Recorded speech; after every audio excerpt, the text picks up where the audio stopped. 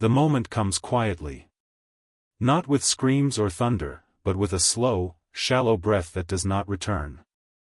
The room is dim, lit by oil lamps that tremble as if they, too, sense what is happening. Outside, the Nile continues to flow as it always has, indifferent and eternal. Inside, a life is ending. But in ancient Egypt, this moment is not called an end. It is called a departure. Imagine knowing, with absolute certainty, that this instant is the most important one you will ever experience. More important than birth. More important than love, power, or legacy. Everything you have done until now has been preparation for what happens next. And if you are unprepared, if a single step is missed, a word forgotten, a ritual done wrong, then you will not simply die. You will vanish. For the ancient Egyptians, death was not a mystery waiting to be solved. It was a journey waiting to be survived. As the breath leaves the body, those in the room do not panic. Grief exists, yes, but beneath it lies urgency. Time has become dangerous. The body cannot be left alone. The soul, already beginning to separate, must be guided, protected, and restrained from drifting too far, too fast. This is not poetry to them. It is logistics. Because the Egyptians believed something that still unsettles us today, death is not a single moment. It is a process. And processes can fail. To us, death feels like a wall. To them, it was a narrow gate opening onto a dark road filled with traps, judges, monsters, and irreversible decisions. The dead were not passive travelers. They were examined, questioned, tested. And those who failed were not punished with fire or torture. They were erased. No memory. No afterlife. No return. This fear, of annihilation, not pain, sat at the core of Egyptian belief. And it shaped everything. They lived in a world where the sun died every evening. Where the Nile vanished into dry earth each year, only to return. Where seeds disappeared beneath soil and rose again as life. Death, to them, was familiar. Predictable. Repeating. But that did not make it safe. Every sunset was proof that something could disappear and come back. Every sunrise was proof that it might not. So they asked the question that still haunts humanity: what if you could learn the rules? What if death was not random chaos, but a system? And what if, by understanding that system, you could beat it? This belief did not emerge from comfort or optimism. It emerged from anxiety. From watching bodies rot. From seeing names forgotten. From realizing that memory itself dies unless something is done to stop it. The Egyptians understood something deeply unsettling: you do not disappear when you die. You disappear when no one remembers you. And so, death became the most carefully managed event in Egyptian life. Long before pyramids rose or gods took shape, people buried their dead in the sand. The desert, dry and hot, preserved bodies naturally. Flesh remained. Faces endured. To the living, it looked like sleep. And from this accident of environment came an idea that would change history: maybe the body matters after death. If the body endured, perhaps the person endured. This simple observation would grow into one of the most complex death systems ever created. But at its heart was a fragile hope, that decay was not inevitable, and neither was oblivion. By the time of the Pharaohs, this hope had hardened into certainty. Or at least, the appearance of certainty. The kings of Egypt did not say, "We think there may be an afterlife." They said, "We know where we are going." And they claimed to possess maps. The pharaoh did not prepare for death in old age. He began the moment he took the throne. His tomb was not a resting place, it was a machine. A launch point. A carefully calibrated structure designed to send a human soul into eternity intact. But even pharaohs feared failure. Texts carved into stone walls speak not with confidence, but desperation. Commands shouted into the darkness. Spells repeated again and again, as if repetition alone might force the universe to obey. I have not lied. I have not stolen. I know the names. Always the names. Because names mattered. To the Egyptians, your name was not a label. It was a piece of your soul. To lose it was to suffer a second death, far worse than the first. And so names were carved everywhere, on walls, statues, coffins, amulets, anything that might survive longer than flesh. Stone became memory.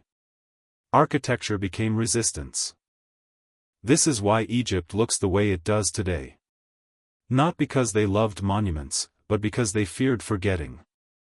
Every pyramid is an argument against time. Every tomb is a refusal to accept silence. Yet for all their preparation, the Egyptians never truly relaxed. Their confidence was always edged with doubt. Because the system they believed in was precise, and precision invites error. What if the heart was too heavy? What if the words were mispronounced? What if the tomb was disturbed? What if the body was damaged beyond recognition? These were not philosophical questions. They were practical nightmares. And they demanded solutions. So death became an industry. Embalmers, priests, scribes, artisans, all working together to ensure that one person might continue to exist. It took weeks. Sometimes months. And even then, success was not guaranteed. The dead would wake in darkness, texts say. Confused. Vulnerable. They would need guidance. Instructions. Passwords. Without them, they could be stopped, turned back, devoured. This is where the real tension begins. Because the Egyptians believed that knowledge, not faith, was the key to survival. You were not saved by belief. You were saved by preparation. And preparation required understanding forces far older than humanity itself. The sun god had to die every night. Even gods were not immune. Osiris, ruler of the dead, was murdered, dismembered, and reassembled. His survival was not effortless. It was earned. So what chance did an ordinary person have? This is why death hovered over daily life. Why morality mattered. Why balance mattered. Why truth was weighed, literally, against the heart. The Egyptians did not imagine a forgiving universe. They imagined an ordered one. And order does not bend for excuses. Yet despite the fear, there is something strangely comforting in their worldview. Death was not meaningless. It was not random. It was part of a cosmic rhythm, as natural as the flood of the Nile or the path of the stars. You could fail, but you could also succeed. And success meant something extraordinary, not heaven, not paradise, but continuation. To wake each day in a perfected version of the world you already knew. To farm, to eat, to love, to remember. Eternity was not escape. It was preservation. This tells us something profound about the pharaohs and their people. They did not want to become something else. They wanted to remain themselves. In that desire, we recognize something deeply human. Even now, thousands of years later, we stand before their tombs and feel it. The stubborn refusal to disappear. The quiet demand to be remembered. The hope that death is not a wall, but a threshold, if only we know how to cross it. And as the lamps flicker and the body grows still, the journey begins. Not upward. Not forward. But inward, into a system designed by humans who believed they had solved the greatest problem of all. Whether they were right is a question that still waits for us on the other side of the sun's final descent. The Nile flows like a silver artery through the heart of Egypt, relentless and eternal, yet quietly shaping every thought, every belief, every fear of the people who lived on its banks.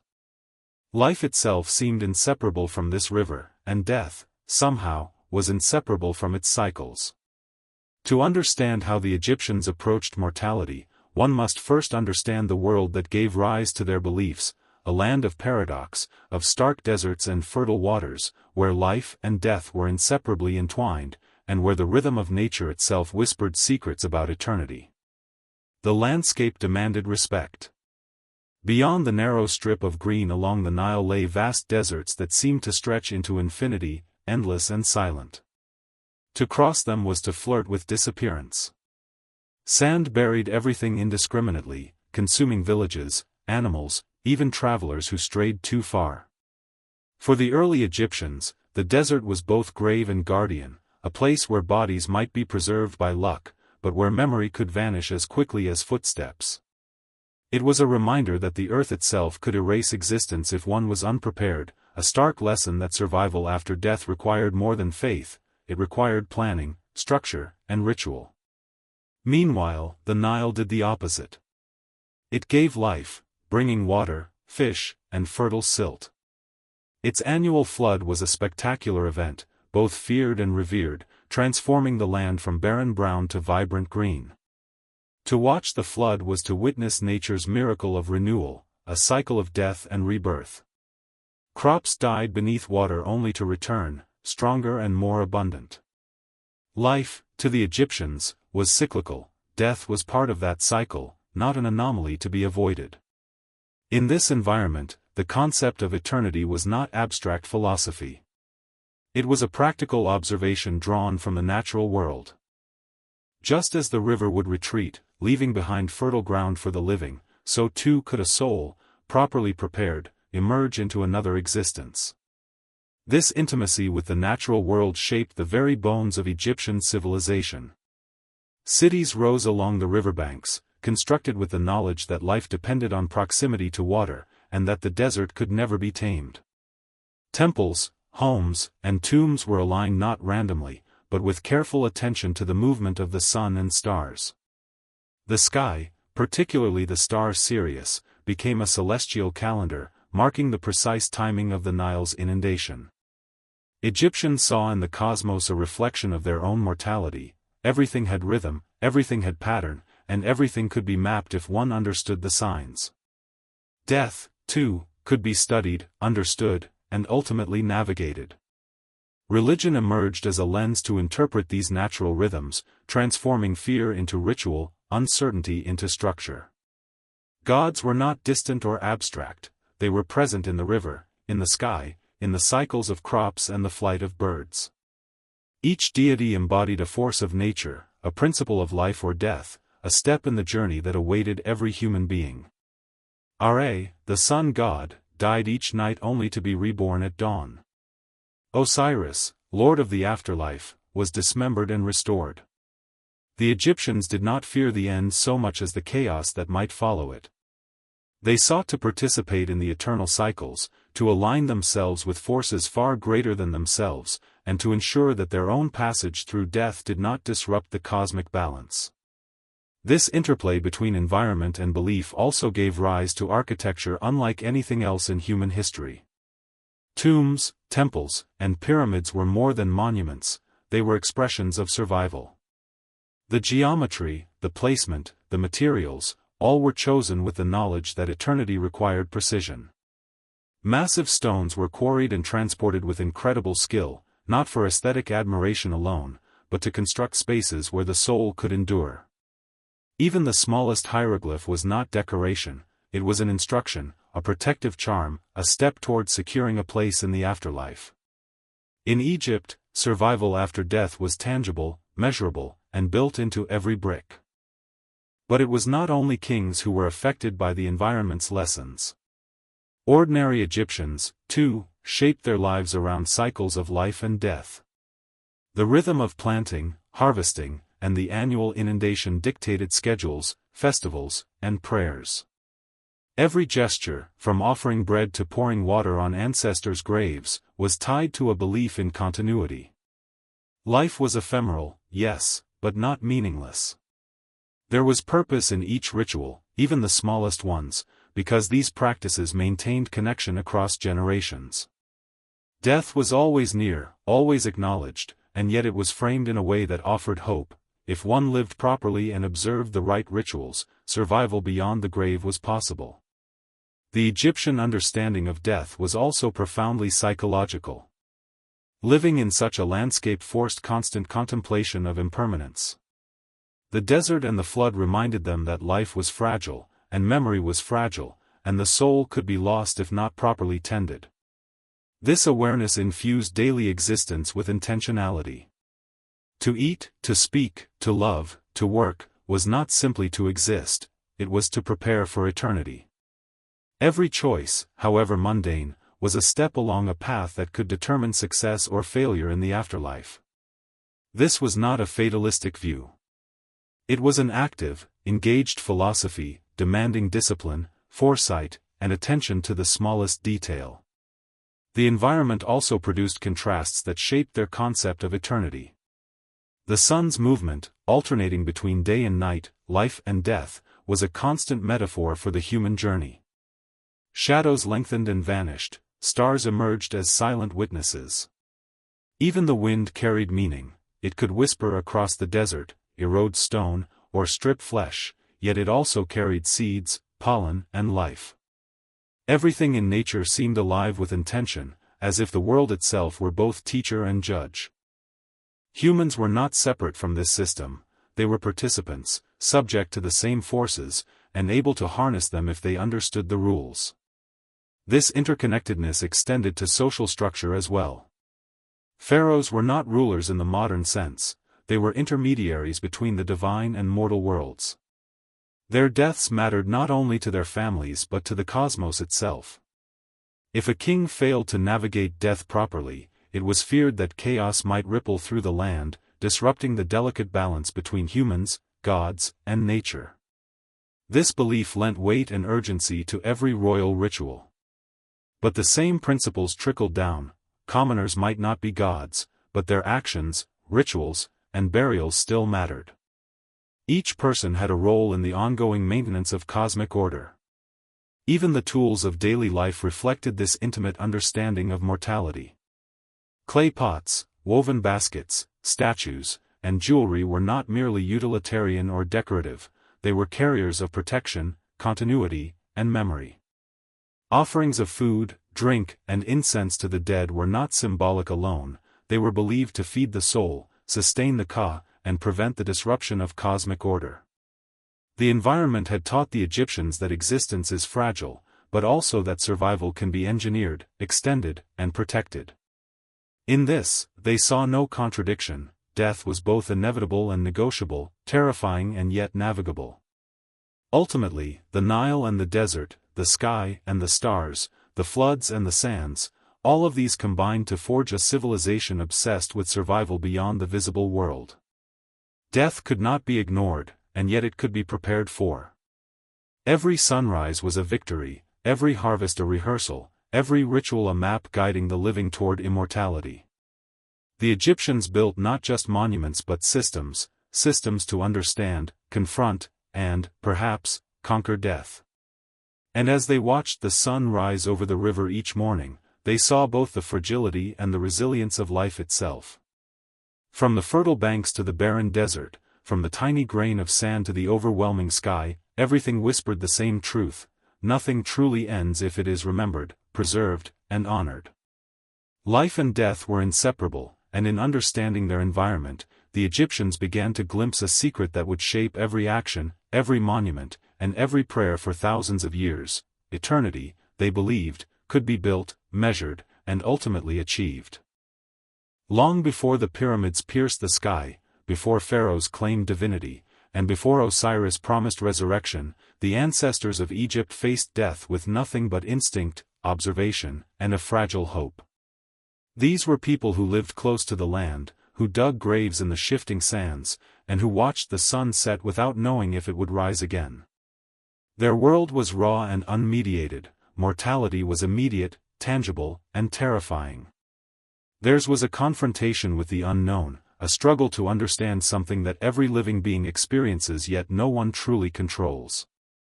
Archaeologists have uncovered graves that date back millennia before the dynastic period. Simple pits, often marked with stones or small offerings, reveal the earliest human attempts to manage death.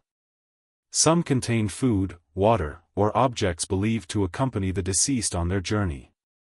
Others show careful positioning of the body, arms folded, head turned, legs bent, indicating that even in the absence of formalized religion, humans instinctively sought order, perhaps believing that proper arrangement could influence what came next. The act of burial itself was an acknowledgement. Death was not the end, but something that could be influenced, directed, or survived if treated with care. In these early burials, there is also evidence of mourning and ritual. Broken pottery, animal remains, and traces of fire suggest ceremonies intended to honor the dead or perhaps to ensure their safe passage. These rituals were intimate and emotional, revealing that even when knowledge was limited, humans felt the need to confront death collectively, to give shape to loss, and to protect memory. There was an instinctive understanding that the dead could be forgotten unless the living intervened. And so, even without the grandeur of temples or the precision of spells, early Egyptians tried to preserve existence beyond flesh. Over time, these primitive attempts evolved. Graves became more elaborate, and some included markers or small structures to protect and commemorate the deceased. The first signs of hierarchy appeared. Certain individuals received more care, more offerings, or more prominent burial spaces, suggesting that social status began to influence access to survival beyond death. This was the earliest hint that mortality could be negotiated, not just experienced. Those with power, resources, or knowledge might secure a more certain passage, while others faced greater uncertainty. In this way, death became a reflection of life itself, a mirror of society, and a lesson that survival beyond mortality could be influenced by preparation and status. Yet, despite these early advancements, death remained mysterious. Early Egyptians had no maps, no spells, no divine guides. They did not yet possess the framework that would later transform the afterlife into a navigable system. Instead, they relied on observation, intuition, and repetition. They noticed patterns: the sun rises after it sets, floods return, crops regrow, and bodies decay differently depending on the environment. They learned that preservation was possible in dry, arid conditions, and that some objects or remains lasted longer than others. In a world without written language or codified rituals, survival beyond death was experimental, fragile, and highly uncertain. This uncertainty shaped human consciousness in profound ways. People became acutely aware of impermanence, not only their own but also that of those around them. They realized that memory, both individual and collective, was the only potential bridge to the unknown. Without it, the dead could vanish completely, leaving no trace of existence. This awareness, though frightening, also inspired creativity, art, and ceremony. It was the seed of a belief system that would eventually evolve into one of the most sophisticated understandings of mortality in human history. Prehistoric graves also reveal early experimentation with the body.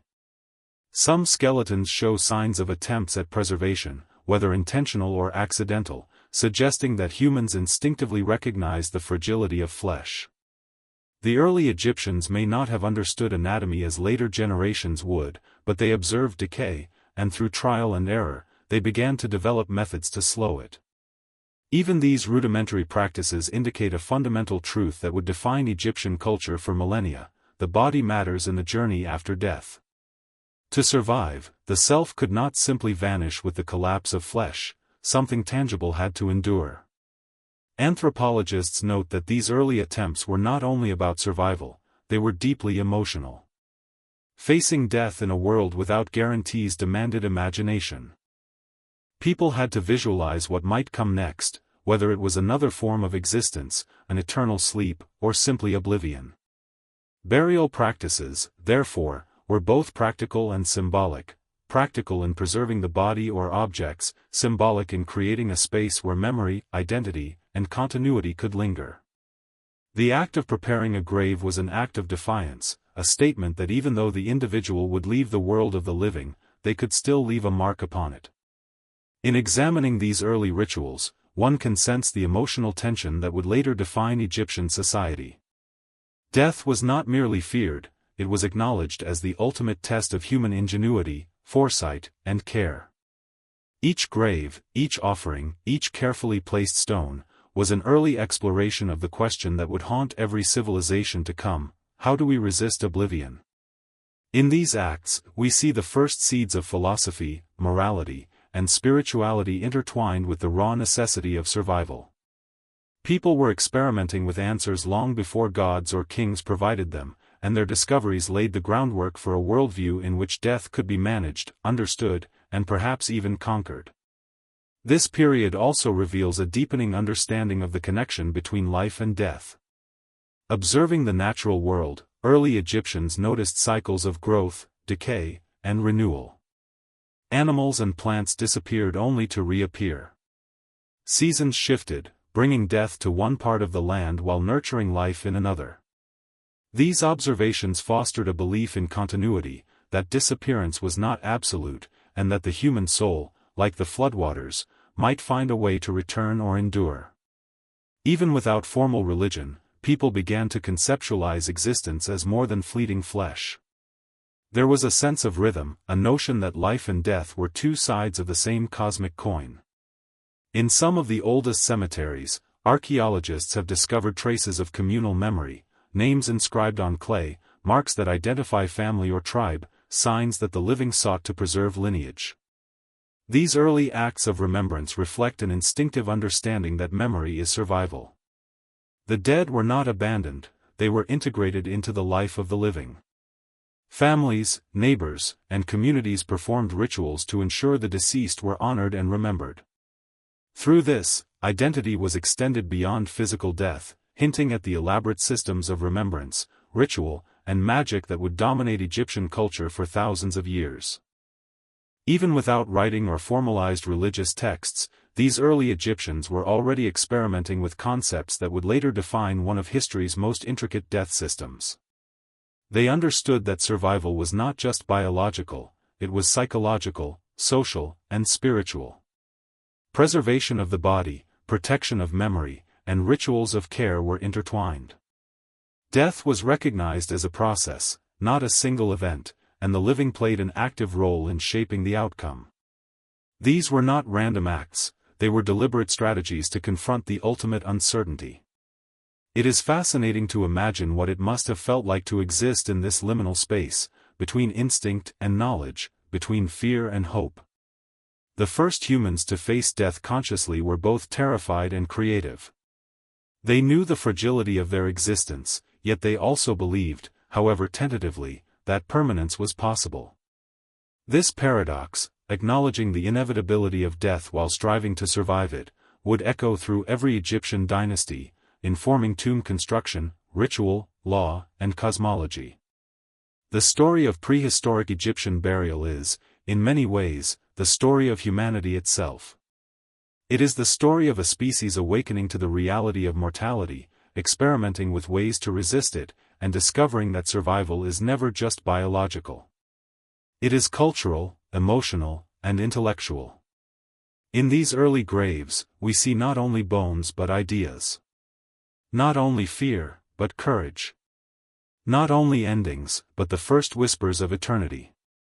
With the dawn of kingship, death transformed from a personal challenge into a matter of cosmic significance. The first pharaohs were not merely rulers, they were intermediaries between humanity and the forces that governed life and death. Their deaths mattered not only to their families or their subjects but to the world itself. To fail in the afterlife, for a pharaoh, was to threaten the balance of the universe.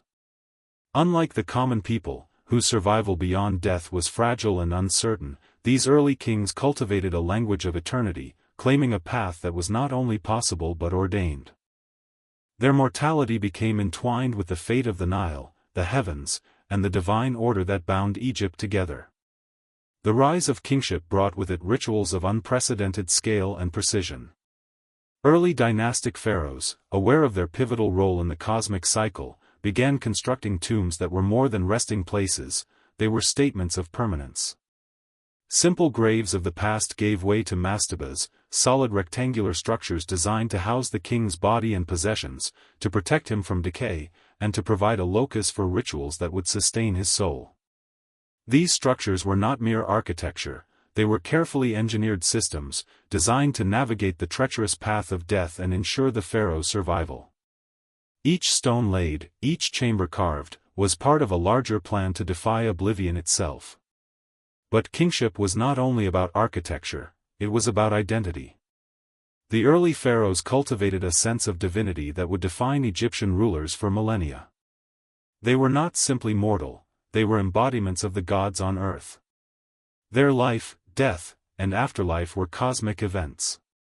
To die poorly was not just a personal failure, it was a disruption of order, a threat to Ma'at, the principle of harmony and balance that underpinned the universe.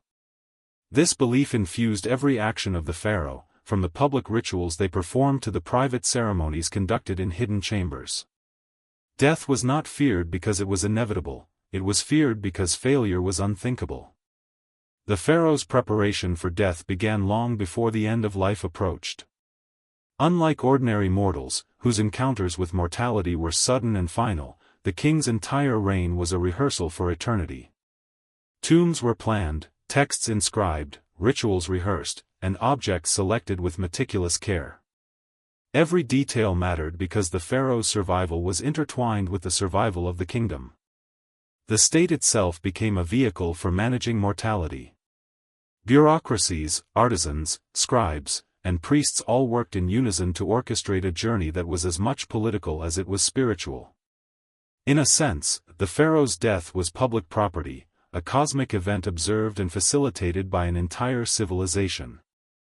This elevation of death to a state concern also meant that the pharaoh's afterlife was governed by increasingly complex knowledge. Unlike the common people, whose survival depended largely on ritual and care, the king was equipped with maps, spells, and guides.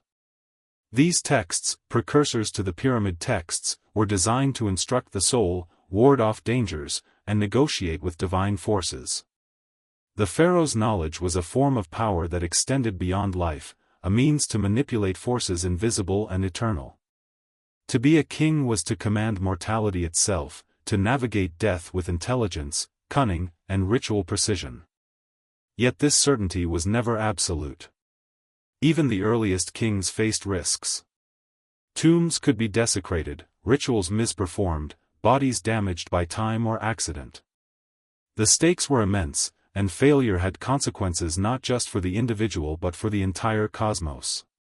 This tension created a society that was both reverent and anxious, where every act of governance, construction, or religious observance was infused with the awareness of mortality.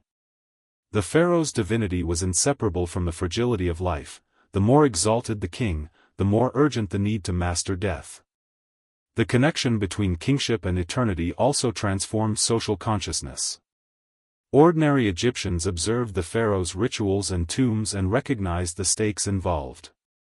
While they could not command the cosmos, they could emulate certain principles, preparing themselves for survival in the afterlife through modest burials, offerings, and adherence to moral codes. Kingship thus served as a model, demonstrating that death was a journey that could be planned, anticipated, and navigated.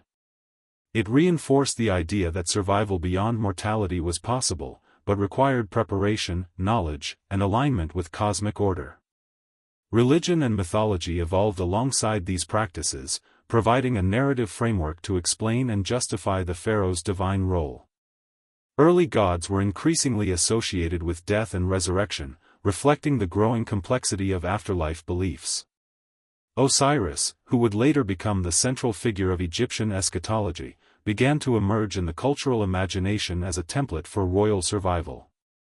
Like the pharaoh, Osiris had to endure death, be restored, and claim authority in the afterlife. The myth provided not only hope but instruction. The trials of death could be navigated, but only through knowledge, ritual, and alignment with cosmic law. The first kings also understood the emotional power of spectacle. Their funerals, initially modest, evolved into grand ceremonies designed to reinforce their divinity and ensure proper passage. Processions, offerings, and prayers created a public theater of mortality, binding the community to the pharaoh's journey and reinforcing the social and cosmic significance of his survival. Death became a performance, a ritualized drama in which the stakes were eternity itself. By participating, the living were reminded of the fragility and preciousness of life, and of their own role in sustaining cosmic order. Even with these elaborate preparations, the pharaohs did not ignore the practical realities of mortality. Tombs were stocked with food, drink, clothing, and tools, everything necessary for the afterlife. These objects were not symbols alone, they were functional extensions of the king's being, designed to sustain him in a world beyond the living. Artisans labored to create statues and images that could house aspects of the soul, ensuring that identity remained intact even if the physical body decayed. In these efforts, we see a civilization obsessed with continuity, inventing technologies of the spirit long before the advent of modern science. The emergence of kingship also marked the beginning of a distinctly Egyptian dialogue with time. The pharaoh's death was planned not for a single generation but for eternity. Tombs were aligned with stars, texts inscribed in stone, rituals codified to withstand centuries. Kings were aware that life is fleeting, but memory could endure. And in this awareness lies the genius of early dynastic Egypt. Mortality was transformed from a private concern into a structural, cultural, and cosmic imperative. To rule was to prepare for death, to die well was to protect the world. In the lives and deaths of these first kings, we witness a civilization confronting the paradox of existence. Humans are fragile, yet capable of shaping their destiny. Death is inevitable, yet it can be navigated. Time is relentless, yet memory can endure. These pharaohs understood something that resonates deeply with all of us: survival is not a passive state. It requires foresight, preparation, and courage. To die well is to live beyond death, and to live well is to shape the world in anticipation of the inevitable. Even now, thousands of years later, the echoes of these first kings remain. Mastabas, tombs, and early dynastic artifacts speak to a society that elevated death into a science, a ritual, and a cosmic responsibility. They remind us that human beings have always sought to understand mortality, to map it, and to resist it. And in studying the first pharaohs, we see the origins of a worldview in which death was not surrender, but strategy, not chaos, but order, not the end, but a carefully navigated beginning. The Egyptians did not think of the soul as a single entity. Instead, they envisioned it as a complex constellation of elements, each with its own function, vulnerabilities, and destiny. To navigate death successfully, every piece had to be accounted for, preserved, and guided. Among these were the Ka, the vital essence that sustained life and could continue after death; the Ba, the personality that could roam freely; the Ak, the transformed, immortal self that would join the divine; the Shadow, the name, the heart, each of which carried a fragment of identity. Death, in this view, was not a singular event but a process of disassembly and careful reconstruction. The pharaohs, kings, and even ordinary Egyptians understood that neglecting any part could spell annihilation. The Ka was central to survival. It was not the soul as we might conceive it today but the vital life force, the energy that animated the body and required sustenance even after death. Offerings of bread, beer, incense, and oil were not merely symbolic gestures, they were believed to nourish the Ka and ensure its continued vitality. Tombs were stocked meticulously with goods, and priests performed rituals daily to maintain this invisible, essential energy. The ancient Egyptians observed that the body decayed, but they believed that a well-cared-for Ka could endure and even thrive in the afterlife. It was a delicate balance: too little attention, and the Ka would weaken; too much neglect, and it could be lost entirely. The Ba represented personality, movement, and individuality. Unlike the Ka, the Ba could leave the tomb, traveling freely among the living or traversing the spiritual realms. This part of the self was expressive and volatile, capable of interacting with the world but also vulnerable to chaos. Texts and spells instructed the dead on how to control their Ba, how to prevent it from wandering too far, and how to reunite it with the body or other aspects of the soul. Without the Ba, identity was incomplete. Without the Ka, life could not continue. Without both, death was absolute. The Ankh was the culmination of the soul's journey. It represented transformation and eternal existence. Achieving the state of Ankh was the ultimate goal of all Egyptian funerary practices. It was not merely survival, it was transcendence. The Ankh could interact with gods, influence the living, and exist beyond time itself. But reaching this state was conditional. The deceased had to navigate judgment, demonstrate moral integrity, and follow precise rituals. The Ankh embodied both reward and consequence, hope and anxiety, a reminder that even the divine was earned, not given. The heart held unique significance in this complex system. Considered the seat of emotion, thought, and moral accountability, it was the ultimate arbiter of a person's fate in the afterlife. During the weighing of the heart ceremony, the heart was measured against the feather of Ma'at, representing truth and balance.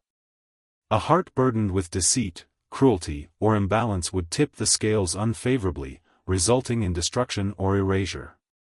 Unlike the Ka or Ba, which could be nourished or guided, the heart bore the consequences of one's choices in life. Its weight could determine immortality.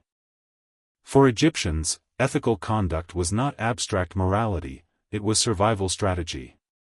Even the shadow and the name carried profound significance. The shadow, an inseparable reflection of existence, required protection to maintain a connection with the living world. The name, inscribed on tomb walls, amulets, and objects, functioned as an anchor. To forget a name was to risk complete erasure. This obsessive concern with memory reflects an extraordinary psychological sophistication. The Egyptians recognized that identity is not merely internal but relational, surviving only when acknowledged and remembered. Death, therefore, was as much about preservation of legacy as it was about survival of the soul. Understanding these fragments of the soul illuminates the meticulous care Egyptians devoted to death preparation. Tombs were designed to support not only the body but the spiritual architecture of identity. Chambers, niches, and statues were arranged to provide physical and symbolic support for each element of the soul. Rituals were performed to guide the Ka and Ba, to strengthen the Ankh, and to protect the heart, shadow, and name. Failure in any part could compromise the whole system, making death a delicate operation rather than a singular event. This multifaceted understanding also explains why mummification was more than preservation, it was reconstruction. Embalmers did not merely prevent decay, they created a vessel capable of sustaining multiple aspects of the self. They removed organs selectively, treated the body with natron to halt decomposition, and wrapped it in linen, often with amulets placed at critical points. Every step was designed with precision, reflecting an intimate knowledge of both the physical and metaphysical. The body became a machine for survival, housing energies and identities that needed continuity. The philosophy behind this careful planning was both pragmatic and deeply emotional. Egyptians were aware that mortality could not be escaped, but they were determined to manage it. Their rituals were acts of love, fear, and determination, love for those who had passed, fear of oblivion, and determination to overcome it. Each spell recited, each object placed, each ritual observed represented a struggle against impermanence. Death was a battlefield, and the soul required allies, instructions, and armor. This complex system also had social implications. The pharaoh's mastery of the soul's components was a demonstration of cosmic authority, reinforcing his divinity. Ordinary people, too, sought to understand the system and emulate it to the extent possible. Knowledge, ritual participation, and proper burial practices became markers of moral and spiritual competence. In this way, the Egyptian conception of the soul shaped not only death but life itself. Every decision, every interaction, every moral choice carried potential consequences beyond the visible world.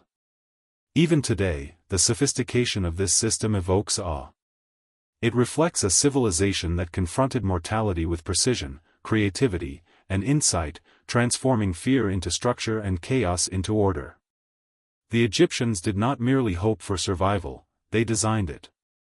Their understanding of identity, memory, and spiritual architecture demonstrates a level of psychological and philosophical sophistication that resonates even across millennia.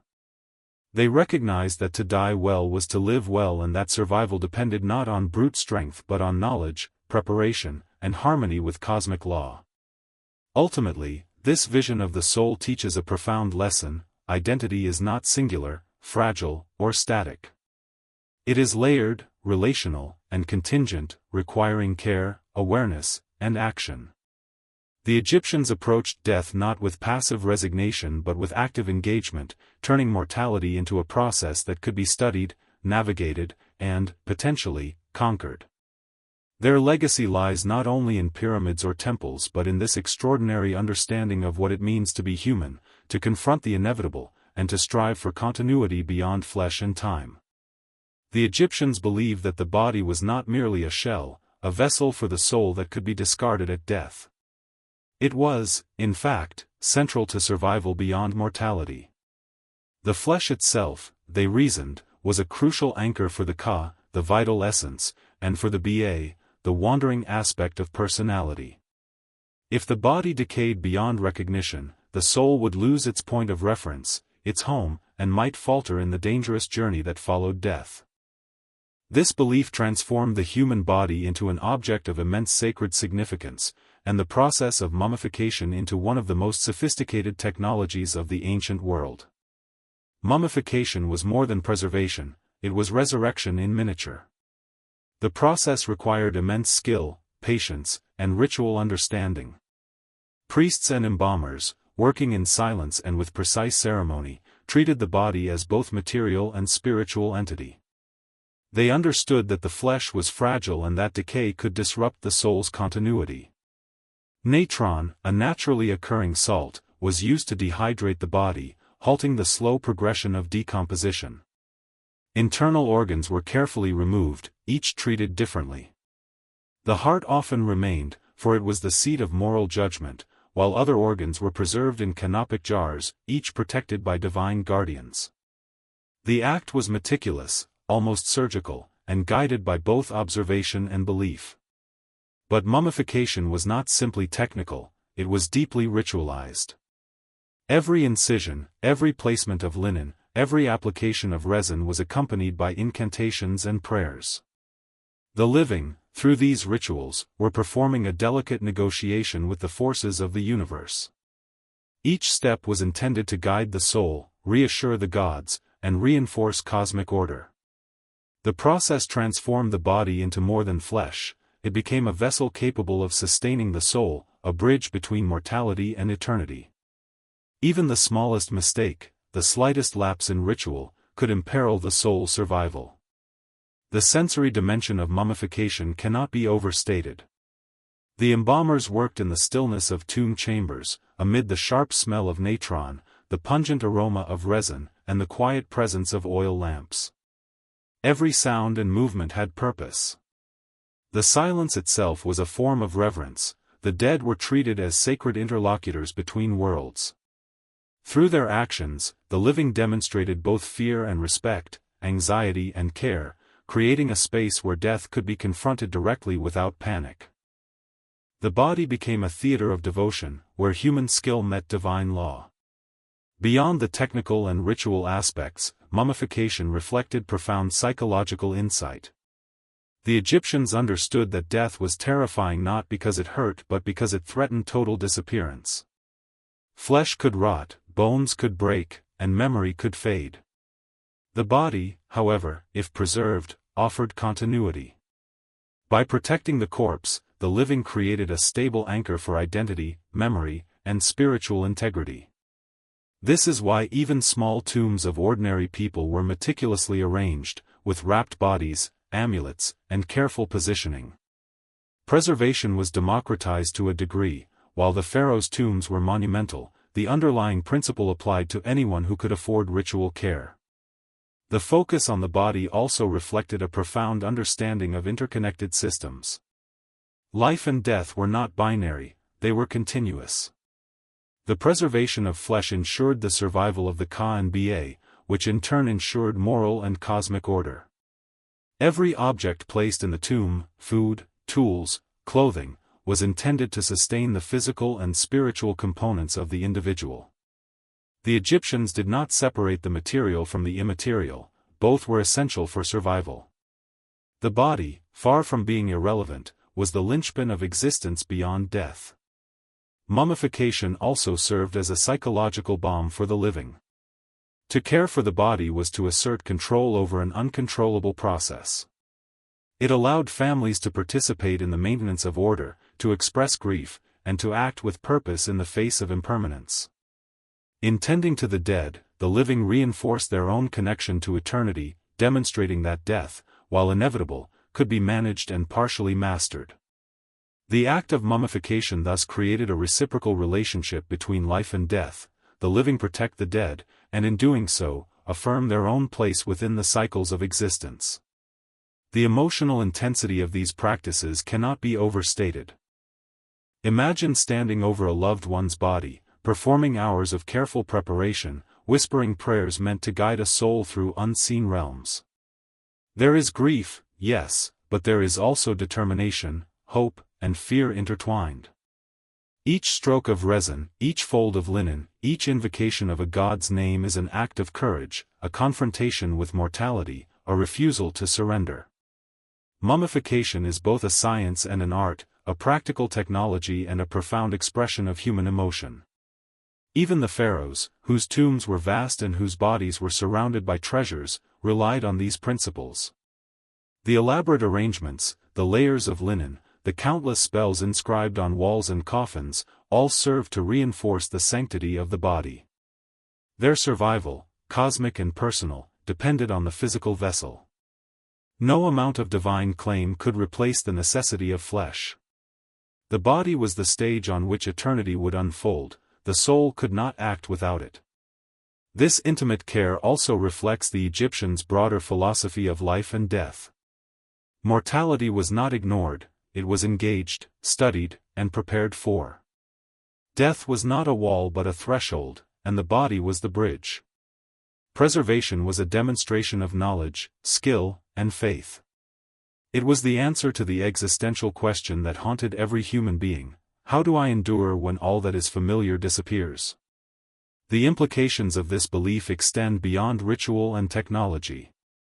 They reveal a civilization attuned to the fragility and resilience of life, capable of combining observation, emotion, and metaphysical insight into practices that endure millennia. By investing such care in the body, the Egyptians acknowledged both the inevitability of decay and the possibility of continuity. They recognized that identity, memory, and survival are intertwined with flesh, that mortality is both material and spiritual, and that humanity's greatest achievements are not merely in monuments or art, but in understanding the precarious balance between life and death. In the end, mummification was not merely about preserving a corpse, it was about preserving the essence of being itself. It was a declaration that death was formidable but not absolute, that flesh mattered, and that preparation could transform fear into agency. By preserving the body, the Egyptians preserved hope. They created a vessel capable of withstanding the passage of time, protecting the soul, and sustaining memory. They demonstrated an extraordinary understanding of mortality, one that combined science, ritual, and profound emotional depth. The body, in their view, was not simply a shell to discard, it was the very foundation of eternity. The workshops where the dead were prepared were spaces unlike any other in Egyptian society. They were neither purely functional nor entirely sacred, they existed in a liminal space between life and afterlife, where the boundaries of the physical and spiritual blurred. These chambers, often hidden deep within temple complexes or within the protective walls of necropolises, were filled with a hushed intensity, the kind of silence that carries both reverence and fear.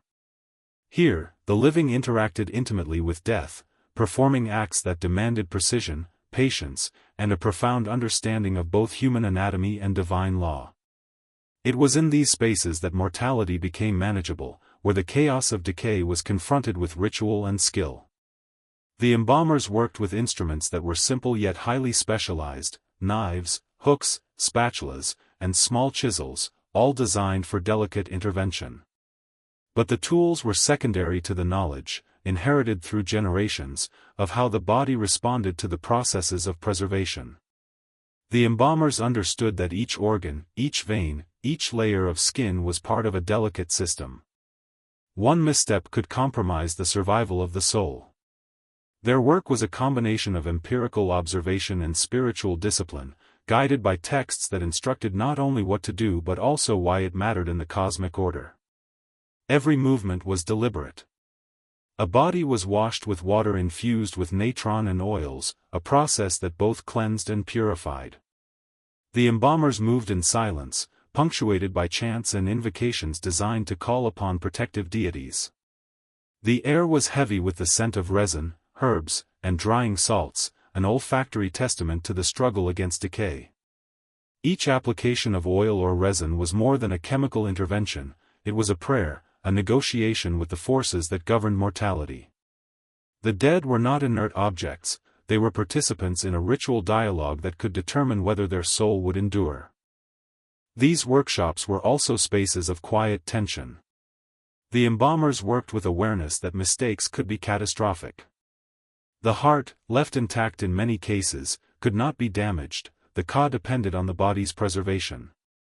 Internal organs were carefully removed, wrapped, and stored in canopic jars, each protected by a specific deity whose role was to safeguard that fragment of identity. Even the smallest linen bandage, placed with meticulous care, was designed to protect the integrity of the self.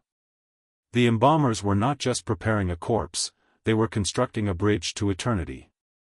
There was also an emotional dimension to this work that is often overlooked. These were individuals who confronted death daily, yet they approached it with a mixture of fear, awe, and devotion. Handling the remains of the deceased required not only technical skill but also psychological resilience. Every corpse represented a unique consciousness, a life lived, and a soul on the cusp of judgment. The embalmers became witnesses to mortality in its most intimate form, and through their labor, they embodied the living community's commitment to survival beyond the grave. Their work was an act of empathy, responsibility, and courage, carried out in the shadow of ultimate uncertainty. The sensory experiences within these chambers were intense and layered. The glint of metal tools in lamplight, the texture of drying linen, the smell of natron and resins, and the whisper of ritual chants created an environment charged with both tension and reverence. Silence was broken only by the soft scraping of instruments or the measured breathing of those performing the rites. Time seemed to stretch and condense simultaneously, each moment weighted with significance.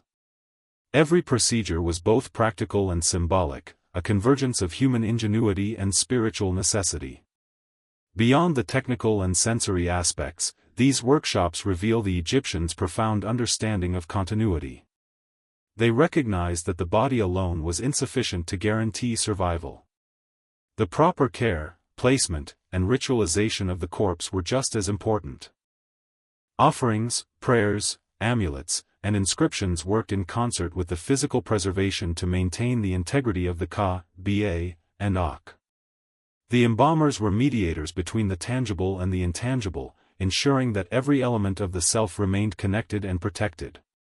Their work was both science and art, a meticulous orchestration of materials, knowledge, and belief. The social dimension of these workshops was also significant.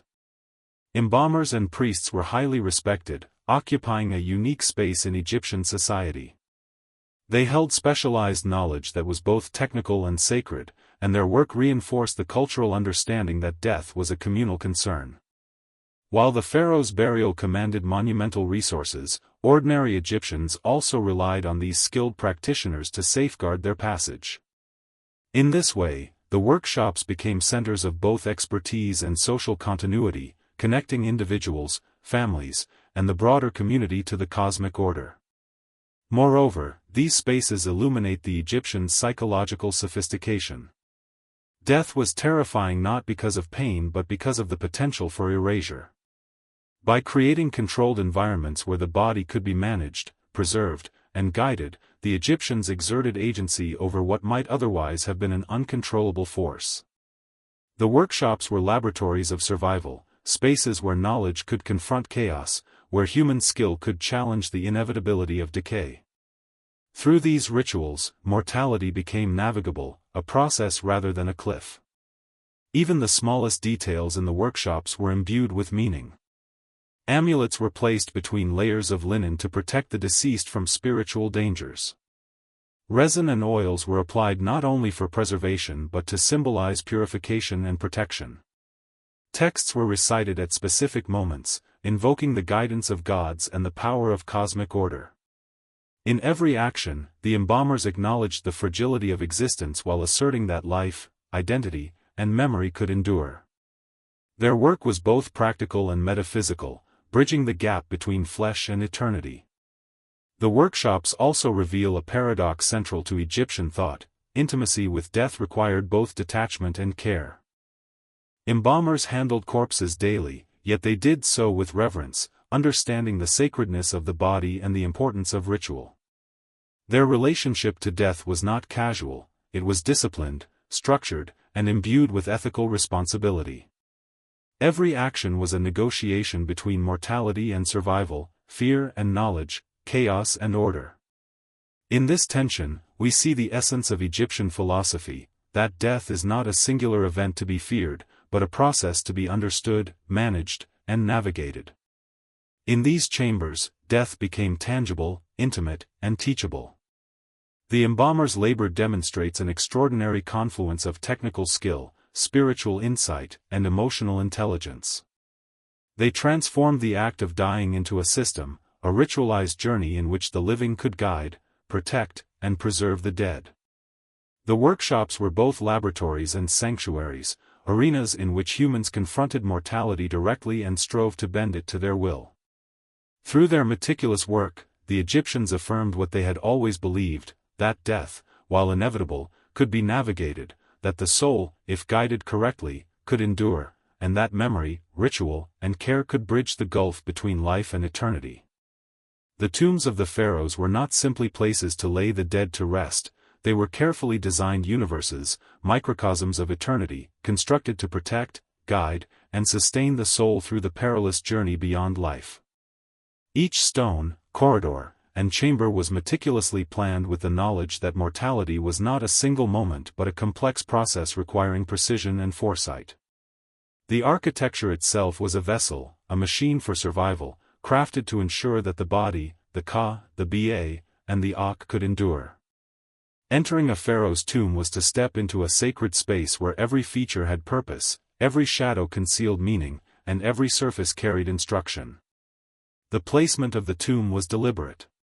Tombs were often situated on the west bank of the Nile, the site associated with the setting sun and the passage to the afterlife.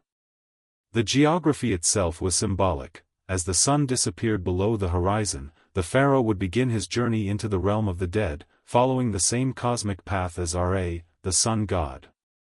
Hills, cliffs, and desert expanses surrounding the tombs provided both physical protection and metaphysical resonance. The harsh landscape acted as a natural barrier to desecration, reinforcing the idea that the journey beyond death required both preparation and isolation. Inside the tomb, the design reflected the Egyptian understanding of spiritual architecture. Corridors were narrow and angled, designed to confuse intruders and protect sacred spaces. Chambers were layered with meaning. The outer rooms often contained offerings for sustenance, while inner sanctuaries housed the pharaoh's body and the most sacred texts. Each chamber was a stage in a ritual journey, moving from the worldly to the divine, from preparation to transformation. The physical path mirrored the spiritual one, requiring movement, intention, and understanding. The tomb itself became an extension of the soul, a space where the living and the divine intersected. Hieroglyphs adorned the walls, not merely for decoration but as functional guides. Spells, incantations, and narratives carved into stone instructed the pharaoh's soul on how to navigate obstacles, confront judges, and secure sustenance. These texts, some of the earliest examples of what would later become the pyramid texts, were precise, ritualized, and deeply symbolic. Each glyph was a word of power, a directive for the soul, and a reinforcement of cosmic order. The tomb was not passive, it was interactive, a sacred instruction manual etched in stone, designed to ensure that no element of the soul's journey was left to chance. Art and imagery served multiple purposes within the tomb. Paintings depicted gods, monsters, and symbolic landscapes, offering visual cues to guide the soul. Scenes of food, drink, and daily life were more than symbolic representations, they were magical sustenance, ensuring that the pharaoh would not lack essentials in the afterlife. Animals, divine beings, and symbolic motifs protected against spiritual threats, warding off chaos and maintaining order. Every image, every color, and every shape carried intentionality, demonstrating that survival required both knowledge and obedience. The tomb was a carefully orchestrated theater, where the pharaoh's soul could rehearse its passage, guided by both text and image. The tomb also contained objects of practical and symbolic importance. Statues of the pharaoh served as vessels for aspects of the soul, ensuring that identity remained intact even if the physical body was damaged. Canopic jars held preserved organs, each protected by a specific deity tasked with safeguarding that component of the self. Jewelry, amulets, and tools were strategically placed to provide protection, guidance, and sustenance. Even seemingly mundane objects were imbued with ritual significance, designed to function in both the material and spiritual realms. The tomb, in its entirety, became a comprehensive system of survival, integrating body, soul, and cosmic law into a single architectural entity. One of the most striking aspects of these tombs is their scale and ambition. The Great Pyramid of Giza, for instance, was not simply a monument to a ruler but a monumental assertion of mastery over death itself. Each block of limestone, each hidden chamber, each corridor was placed with an understanding that time, decay, and chaos could be countered through deliberate design. The pyramid was both a tomb and a machine for eternity, a physical manifestation of the belief that death could be navigated with preparation, knowledge, and precision. Its durability, surviving thousands of years, testifies to the Egyptians' extraordinary understanding of materials, engineering, and metaphysical intent. The tombs also reflect the Egyptians' understanding of time and continuity. Unlike modern burials, which are often ephemeral, these spaces were designed to endure for eternity. Texts carved in stone, chambers built with massive blocks, and objects placed with ritual intention were all investments in permanence. The pharaoh's body, identity, and memory were protected not only from natural decay but from human interference. By anchoring mortality in durable materials, the Egyptians sought to create a bridge between the temporal and the eternal, ensuring that life and identity could persist far beyond the visible world. The spiritual logic of tomb architecture also underscores the Egyptians' psychological sophistication. Death, in their view, was fraught with danger, and preparation was paramount. Tombs functioned as both protective devices and guides, providing the deceased with everything necessary to survive trials, negotiate with gods, and achieve transformation. This demonstrates a nuanced understanding of human vulnerability, fear, and hope. The tomb was both a safeguard and a reassurance, a way to structure uncertainty and create order where chaos might otherwise prevail. Even the smallest details within the tomb carried profound meaning. The alignment of passages with stars, the positioning of chambers relative to the sun's path, the use of color and iconography, all were deliberate. The Egyptians understood that survival required integration of body, soul, and cosmic order. The tomb, in essence, was an extension of the pharaoh's preparation, a tangible manifestation of the belief that death could be mastered, if approached with knowledge, care, and ritual precision. In many ways, the tombs were also a reflection of the living society's values. They embodied hierarchy, religious devotion, and communal responsibility. Artisans, priests, and laborers contributed to these monumental projects, participating in the management of mortality itself. The tombs were thus not only spaces for the dead but also stages upon which the living engaged with fundamental questions of life, death, and continuity. In preparing for eternity, the Egyptians were defining what it meant to be human, asserting the possibility of survival, and demonstrating that identity, memory, and soul were intertwined in a delicate, navigable system. Ultimately, the tombs of the pharaohs reveal a civilization that confronted death with strategy, precision, and awe. They were not passive observers of mortality but active participants in shaping what came next. Through architecture, ritual, and symbolic instruction, the Egyptians created spaces where the soul could endure, identity could persist, and the pharaoh could navigate the dangers of the afterlife. These tombs stand as enduring testaments to a worldview in which death is not a finality but a process to be understood, prepared for, and ultimately, navigated. The Nile, eternal and unyielding, was more than a river to the Egyptians, it was the axis upon which life, death, and the cosmos turned. Its waters carried sustenance, commerce, and culture, but they also carried lessons about mortality, time, and continuity. The river's annual inundation transformed the land, drowning fields only to leave behind fertile soil. To the Egyptians, this was a living metaphor. Death was not the end, but a cycle, a transformation from one state to another. To understand the pharaohs' approach to death, one must understand their environment, for the rhythms of the Nile shaped their imagination, their rituals, and their deepest philosophies. The river's cycles were mesmerizing and relentless. Every year, the floodwaters arrived with predictability, yet the scale was always uncertain. Sometimes the waters rose gently, sometimes violently, reshaping the landscape, destroying what was unprepared, yet simultaneously providing life for the future.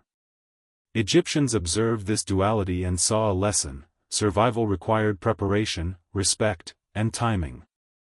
Death, like the flood, could be devastating if ignored, yet it could also lead to renewal if approached correctly.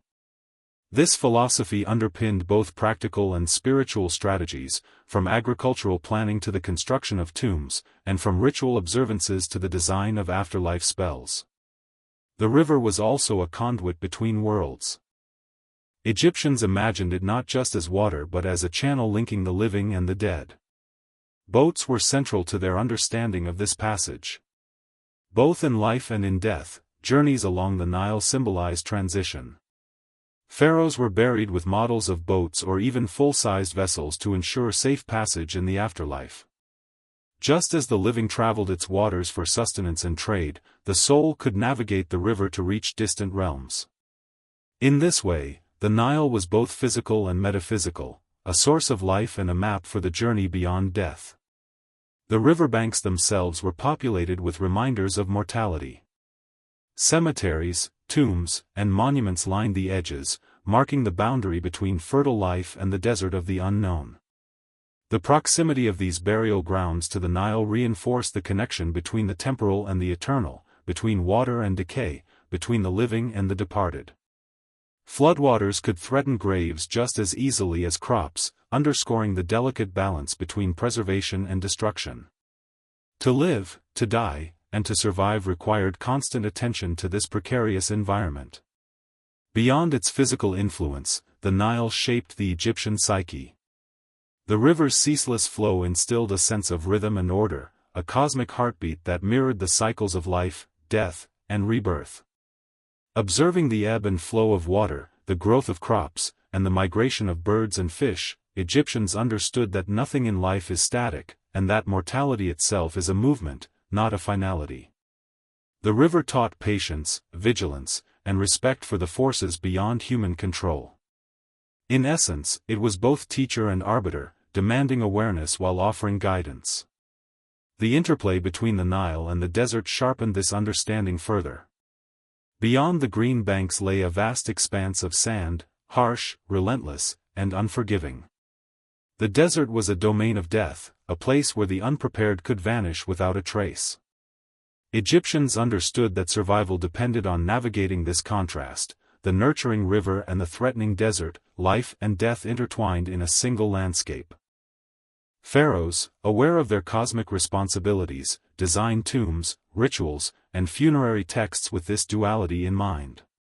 Just as the Nile nourished life, it could also be harnessed to ensure the soul's successful passage through death. Agriculture reinforced these lessons.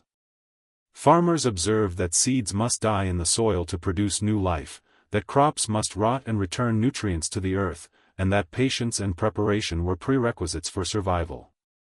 Such observations were spiritualized in funerary practices. Just as crops could be resurrected each year, so too could the soul endure with proper care. The pharaoh, as both ruler and divine intermediary, embodied this principle, orchestrating rituals that mirrored natural cycles, aligning human action with the rhythms of the universe. The Nile also carried stories, memories, and offerings. Boats transported goods, but they also carried the deceased in funerary processions. The act of traveling along the river was both practical and symbolic. It was an enactment of the soul's journey, a rehearsal for eternity. Priests and family members accompanied these boats, offering food, incense, and prayers. The river became a stage for ritual, a living connector between mortal preparation and spiritual fulfillment. In watching the journey, communities were reminded of the fragility of life and the possibilities of survival, reinforcing cultural norms that intertwined ethics, ritual, and cosmic alignment. The river's influence extended into art, literature, and religious texts. Scenes of the Nile, its floods, boats, and wildlife adorned tombs and temples, reinforcing the connection between daily life and the eternal journey. Poetry and myth often drew upon the river's cycles to illustrate concepts of death and rebirth. The water's ebb and flow became a metaphor for the soul's transition, and the permanence of the river itself served as a model for continuity. In this way, the natural environment was not passive, it was an active participant in shaping Egyptian consciousness and funerary practice. The Nile also mediated time, a central concern for a civilization obsessed with continuity. Annual floods, lunar cycles, and celestial observations combined to create a sophisticated calendar that governed agriculture, ritual, and preparation for death. Pharaohs timed their monuments, ceremonies, and offerings according to these rhythms, reinforcing the belief that cosmic alignment was crucial for survival. The river, with its predictability and occasional unpredictability, became both teacher and arbiter, instilling the notion that mastery over death required knowledge, discipline, and humility before natural forces. Furthermore, the Nile's role as a boundary between life and the unknown reinforced ethical and moral behaviors. The river was a constant reminder of the fragile line separating existence from annihilation. Egyptians believed that living in accordance with Ma'at, truth, balance, and cosmic order, was essential to navigate the afterlife successfully. Just as the river sustained life through preparation and respect for natural cycles, so too could the pharaoh and commoners survive beyond death through careful adherence to moral and ritual laws. The river's symbolism also extended to protection. Tombs, temples, and pyramids were often aligned with its flow, integrating geography into spiritual architecture. Offerings placed on boats, ritual processions along the banks, and imagery depicting safe navigation were all designed to harness the river's protective power.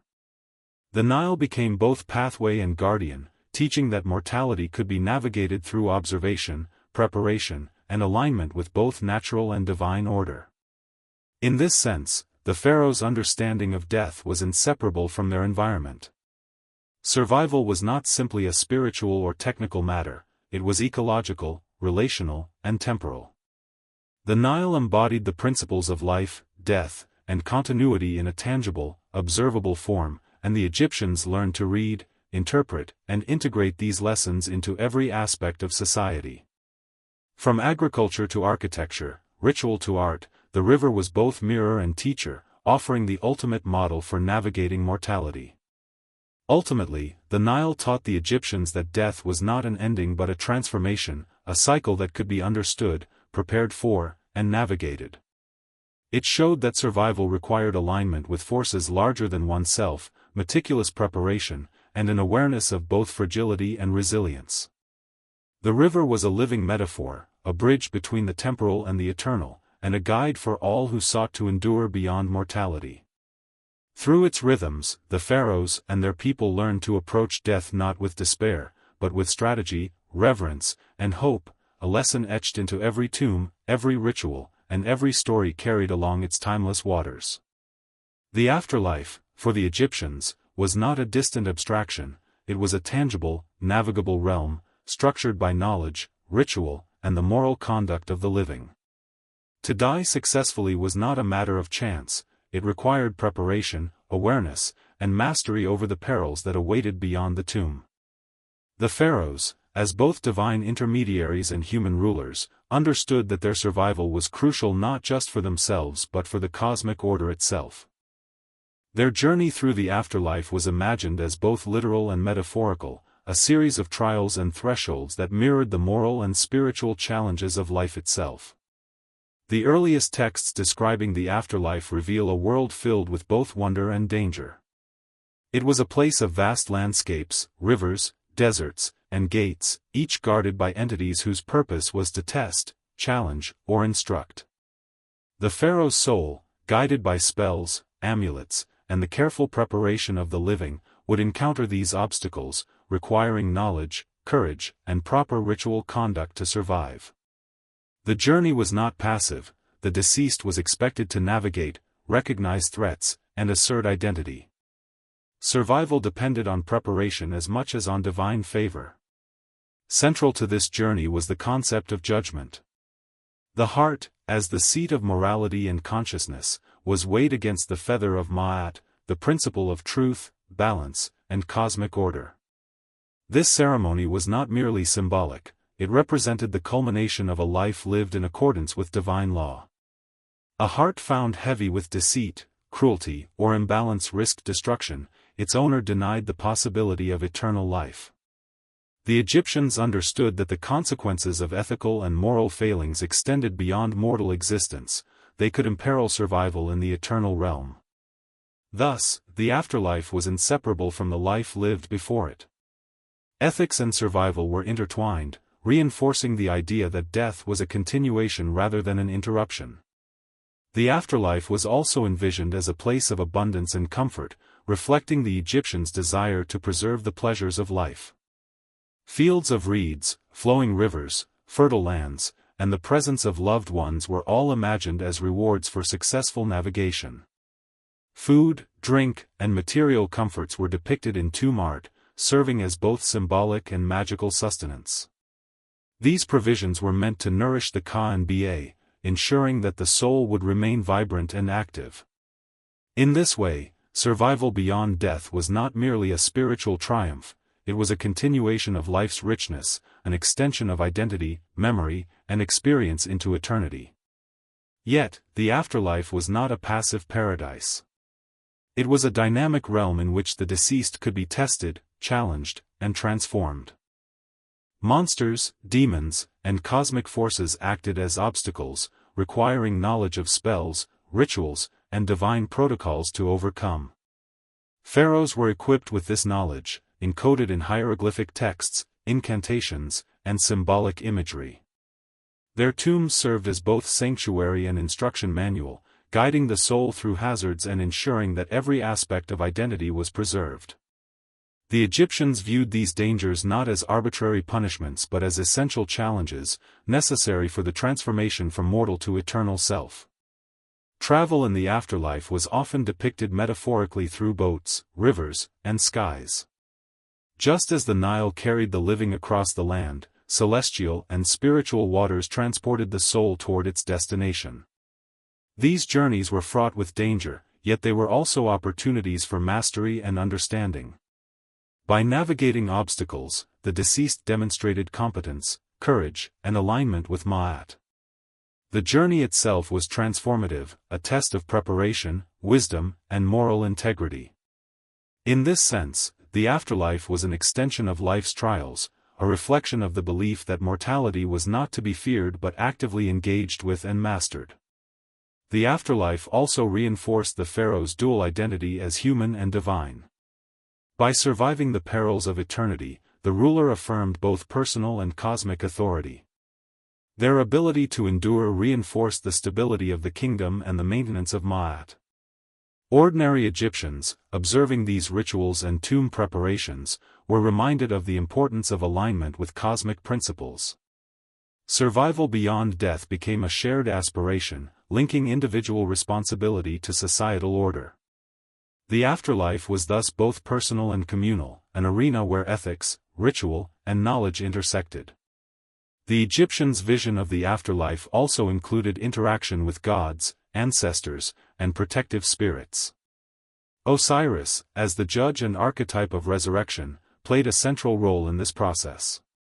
The pharaoh's soul sought to align with Osiris, demonstrating worthiness and securing divine favor. Amulets, texts, and ritual objects acted as intermediaries, providing guidance, protection, and reinforcement of identity. Survival required a combination of moral integrity, preparation, and divine support, creating a system in which the living and the dead were intimately connected. Preparation for the afterlife was therefore multidimensional. It involved preservation of the body through mummification, safeguarding of identity through names and images, ethical living to ensure a favorable heart, and knowledge of ritual and cosmic law to navigate spiritual trials. Pharaohs epitomized this preparation, but ordinary people also participated to varying degrees, ensuring continuity of memory, identity, and survival. The afterlife was not an abstract concept, it was a structured, knowable, and navigable system, demanding foresight, discipline, and alignment with the universe's principles. Art and architecture played a critical role in supporting this vision. Tombs, pyramids, and mortuary temples were designed to guide the soul, incorporating symbolism, spatial logic, and hieroglyphic instruction. Imagery of gates, guardians, and divine landscapes provided visual cues, while inscriptions offered verbal guidance. Objects within the tomb, amulets, statues, and offerings, acted as tools for protection, navigation, and sustenance. In essence, the afterlife was scaffolded within the material world, with each artifact, inscription, and chamber contributing to a system designed to ensure survival and transformation. The afterlife, in its complexity, reflects the Egyptians' profound understanding of human psychology and mortality. It acknowledged fear, uncertainty, and the desire for continuity. It integrated ethics, ritual, material preparation, and knowledge into a coherent system, demonstrating that survival beyond death was neither accidental nor guaranteed, it required active participation. The pharaoh's elaborate tombs, rituals, and texts illustrate this philosophy. Death was not an end, but a process to be engaged with, understood, and navigated with precision and reverence. Even today, the Egyptian vision of the afterlife captivates us because it combines meticulous observation with profound imagination. It is a system in which mortality is confronted directly, structured with care, and imbued with both ethical and cosmic significance. The afterlife was not a distant promise, it was an operational reality, shaped by ritual, knowledge, and preparation. The pharaoh's survival became a model, demonstrating that death, while inevitable, could be navigated through foresight, wisdom, and alignment with forces greater than oneself. Ultimately, the Egyptian afterlife teaches a timeless lesson: survival beyond mortality is neither passive nor accidental. It requires preparation, courage, knowledge, and ethical integrity. Life and death are intertwined, and the way one lives directly shapes the soul's capacity to endure. By envisioning death as a structured journey, the Egyptians transformed fear into strategy, chaos into order, and mortality into a navigable path. The afterlife was both a destination and a process, a reflection of the civilization's profound understanding of identity, memory, and the human spirit. The pharaoh's funerary rituals were among the most elaborate and symbolically charged practices in all of human history, reflecting an understanding of mortality that was at once practical, psychological, and spiritual. These rituals were not merely ceremonies to honor the dead, they were essential mechanisms designed to ensure survival in the afterlife. Every act, from the preparation of the body to the performance of incantations and processions, was imbued with meaning, representing a delicate negotiation between the living, the dead, and the divine forces that governed existence. For the pharaohs, failure in these rituals was unthinkable, for their death had cosmic repercussions that extended far beyond the tomb. The process began long before the final rites, often years in advance, as tombs were constructed and funerary texts inscribed. The pharaoh's death was anticipated as a transition that required meticulous preparation. The living engaged in acts of devotion, commissioning tombs, statues, and ritual objects that would accompany the deceased into eternity. Artisans, priests, and scribes worked in unison, each contributing to a complex system of survival. These preparations were not only practical but symbolic. They reinforced the pharaoh's divine status, ensured alignment with Ma'at, and created a structured path for the soul's journey. In this way, life and death were inseparable, with every decision during the pharaoh's reign contributing to the efficacy of the afterlife rituals. When the moment of death arrived, the pharaoh's body became the focal point of an intricate choreography. The embalmers, following centuries of accumulated knowledge, performed the mummification process with exacting precision. Organs were removed and preserved, the body was dehydrated and treated with oils and resins, and layers of linen were carefully applied, often interspersed with protective amulets. Each step was accompanied by incantations designed to invoke the favor of gods and to ensure the vitality of the Ka and the Ba. The process was both practical and spiritual, reflecting a belief that survival required careful attention to both physical and immaterial aspects of existence.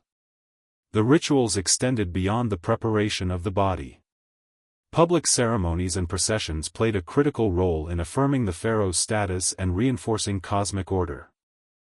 Priests, officials, and citizens participated in elaborate rites that included offerings, prayers, and symbolic actions intended to guide the soul safely into the afterlife.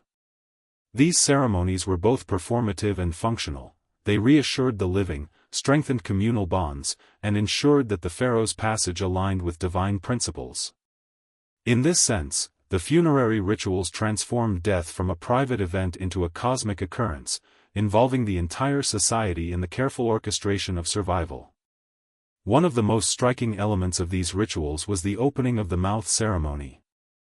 This act, symbolic and highly technical, was believed to restore the deceased's senses, enabling the soul to perceive, speak, and interact in the afterlife. Priests touched the mouth and eyes of the mummy or statue with specialized instruments, reciting prayers to awaken faculties essential for survival. It was a profound expression of the Egyptian belief that death was not the cessation of function but a transition to another realm of activity, where the pharaoh's ability to act, communicate, and assert identity remained vital. This ritual underscores the Egyptians' intricate understanding of continuity. Survival required both physical integrity and spiritual empowerment. Amid these elaborate rites, the pharaoh's identity was continuously reinforced. Names, titles, images, and statues acted as anchors, ensuring that every aspect of the self was preserved. The living performed rituals to maintain the connection between the deceased and the community, offering food, incense, and prayers to sustain the Ka. Tomb walls and texts guided the soul through the afterlife, providing instructions to confront challenges, negotiate with divine forces, and achieve the status of Ak. The pharaoh's survival depended on a combination of preparation, knowledge, and ritual, demonstrating that death was not a passive event but a complex system requiring active engagement from both the living and the dead. The psychological dimension of these rituals was profound. For the living, participation provided a sense of control in the face of mortality. Handling the body, performing chants, and offering sustenance allowed the living to assert agency over the otherwise uncontrollable process of death. For the deceased, the rituals provided a structured path, guidance, and protection. This dual function reflects a sophisticated understanding of human emotion and cognition. Death is terrifying, but preparation, ritual, and knowledge can transform fear into agency, uncertainty into order. The funerary rites were simultaneously acts of devotion, engineering, and psychology. These rituals also served a political purpose. The pharaoh's death and preparation for the afterlife reinforced the social hierarchy and the ruler's divine authority. By demonstrating mastery over mortality, the pharaoh affirmed his central role in maintaining Ma'at and the stability of the kingdom. Public observances, monumental tombs, and elaborate rites communicated this authority to the living, ensuring that the social and cosmic order remained intact. In essence, the rituals were not merely religious practices, they were instruments of governance, reinforcing the intertwining of mortality, power, and cosmic balance. Art and symbolism permeated every aspect of the funerary practices. Amulets, jewelry, and symbolic objects placed within the tomb acted as protective talismans, empowering the pharaoh's soul to face obstacles and threats. Scenes painted on walls depicted gods, sacred animals, and cosmological events, serving both as guidance for the deceased and as reinforcement of universal principles. Even seemingly mundane items were imbued with magical and ritual significance, reflecting a worldview in which survival depended on attention to detail, alignment with cosmic forces, and integration of material, spiritual, and symbolic elements. The emotional resonance of these practices cannot be understated. Funerary rituals were infused with grief, reverence, hope, and awe. The living confronted their own mortality while caring for the pharaoh, creating a profound interconnection between life and death. Every chant, every gesture, every offering was an expression of devotion, a negotiation with fate, and an assertion of continuity. The rituals transformed death into a dynamic, participatory process, where the living and the dead co-created a path toward eternity. Ultimately, the pharaoh's funerary rituals demonstrate an extraordinary integration of technology, psychology, spirituality, and social organization. They reflect a civilization that confronted mortality not with despair but with meticulous preparation, knowledge, and ritualized care. Death was understood as a complex journey, one that required guidance, protection, and reinforcement of identity at every stage. Through these practices, the Egyptians transformed fear into agency, chaos into order, and mortality into a navigable path toward survival and transformation. These rituals, enduring through millennia, offer a timeless lesson: mortality can be managed, understood, and prepared for. Survival beyond death requires integration of body, soul, ethics, and knowledge. The pharaoh's journey through funerary rites exemplifies this philosophy in its most elaborate and exacting form, showing that death, while inevitable, can be approached with strategy, reverence, and hope. By studying these practices, we glimpse a civilization that confronted the unknown not with resignation but with mastery, creativity, and profound emotional depth, offering insights that resonate far beyond ancient Egypt. The pyramid texts, etched into stone and hidden deep within the pharaoh's tombs, represent one of humanity's earliest and most intricate attempts to codify the journey beyond death. These inscriptions were not decorative, they were functional, sacred manuals designed to ensure the survival, transformation, and empowerment of the deceased. They were created with an extraordinary understanding of both the human condition and the cosmos, blending ritual, poetry, theology, and practical instruction into a single, coherent system. Each spell, hymn, and invocation was a precise tool, meant to guide the pharaoh's soul safely through the dangers of the afterlife while reinforcing identity, authority, and divine favor. The texts begin with affirmations of identity, invoking the pharaoh by name and titles, and asserting his place within the cosmic order. For the Egyptians, survival beyond death required recognition, and names were more than labels, they were anchors of existence. To forget a name was to risk erasure, to preserve it was to ensure continuity. The pyramid texts meticulously recorded these identifiers, linking the pharaoh to gods, ancestors, and cosmic principles. Each word acted as both protection and instruction, a bridge connecting the mortal and eternal realms. This precision underscores the Egyptians' deep understanding that identity is fragile, relational, and dependent on memory, recognition, and ritual. The texts also contain detailed instructions for navigating spiritual obstacles.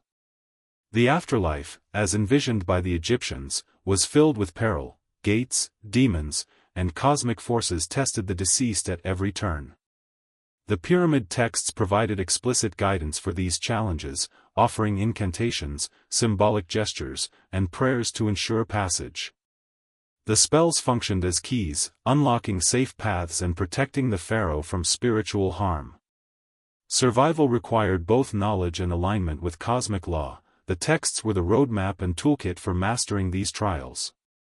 Each instruction reflected an intimate understanding of human fear, vulnerability, and the necessity of preparation. Protection was a recurring theme. Many spells invoked deities associated with safeguarding the dead, including Anubis, Osiris, and the four sons of Horus. These gods were not abstract, they were functional agents, actively involved in ensuring the pharaoh's survival. By invoking them, the texts created a network of spiritual allies, transforming the afterlife from a domain of uncertainty into a navigable system. Protection was both practical and symbolic. The words themselves carried power, reinforcing the belief that speech, ritual, and intention could influence forces beyond human perception. The pyramid texts also addressed transformation, reflecting the ultimate goal of survival, the transition from mortal to Akh, the immortal, luminous self. They contained formulas to dissolve obstacles, align the deceased with divine forces, and enable the soul to join the eternal.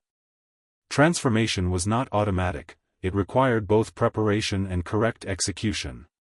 The texts acted as a guide for metamorphosis, ensuring that every aspect of the pharaoh's identity, the Ka, Ba, heart, and name, was preserved, empowered, and harmonized with cosmic principles. The afterlife was thus not simply a continuation of life but an elevation to a new, eternal state of being. One of the remarkable features of these texts is their poetic and symbolic richness.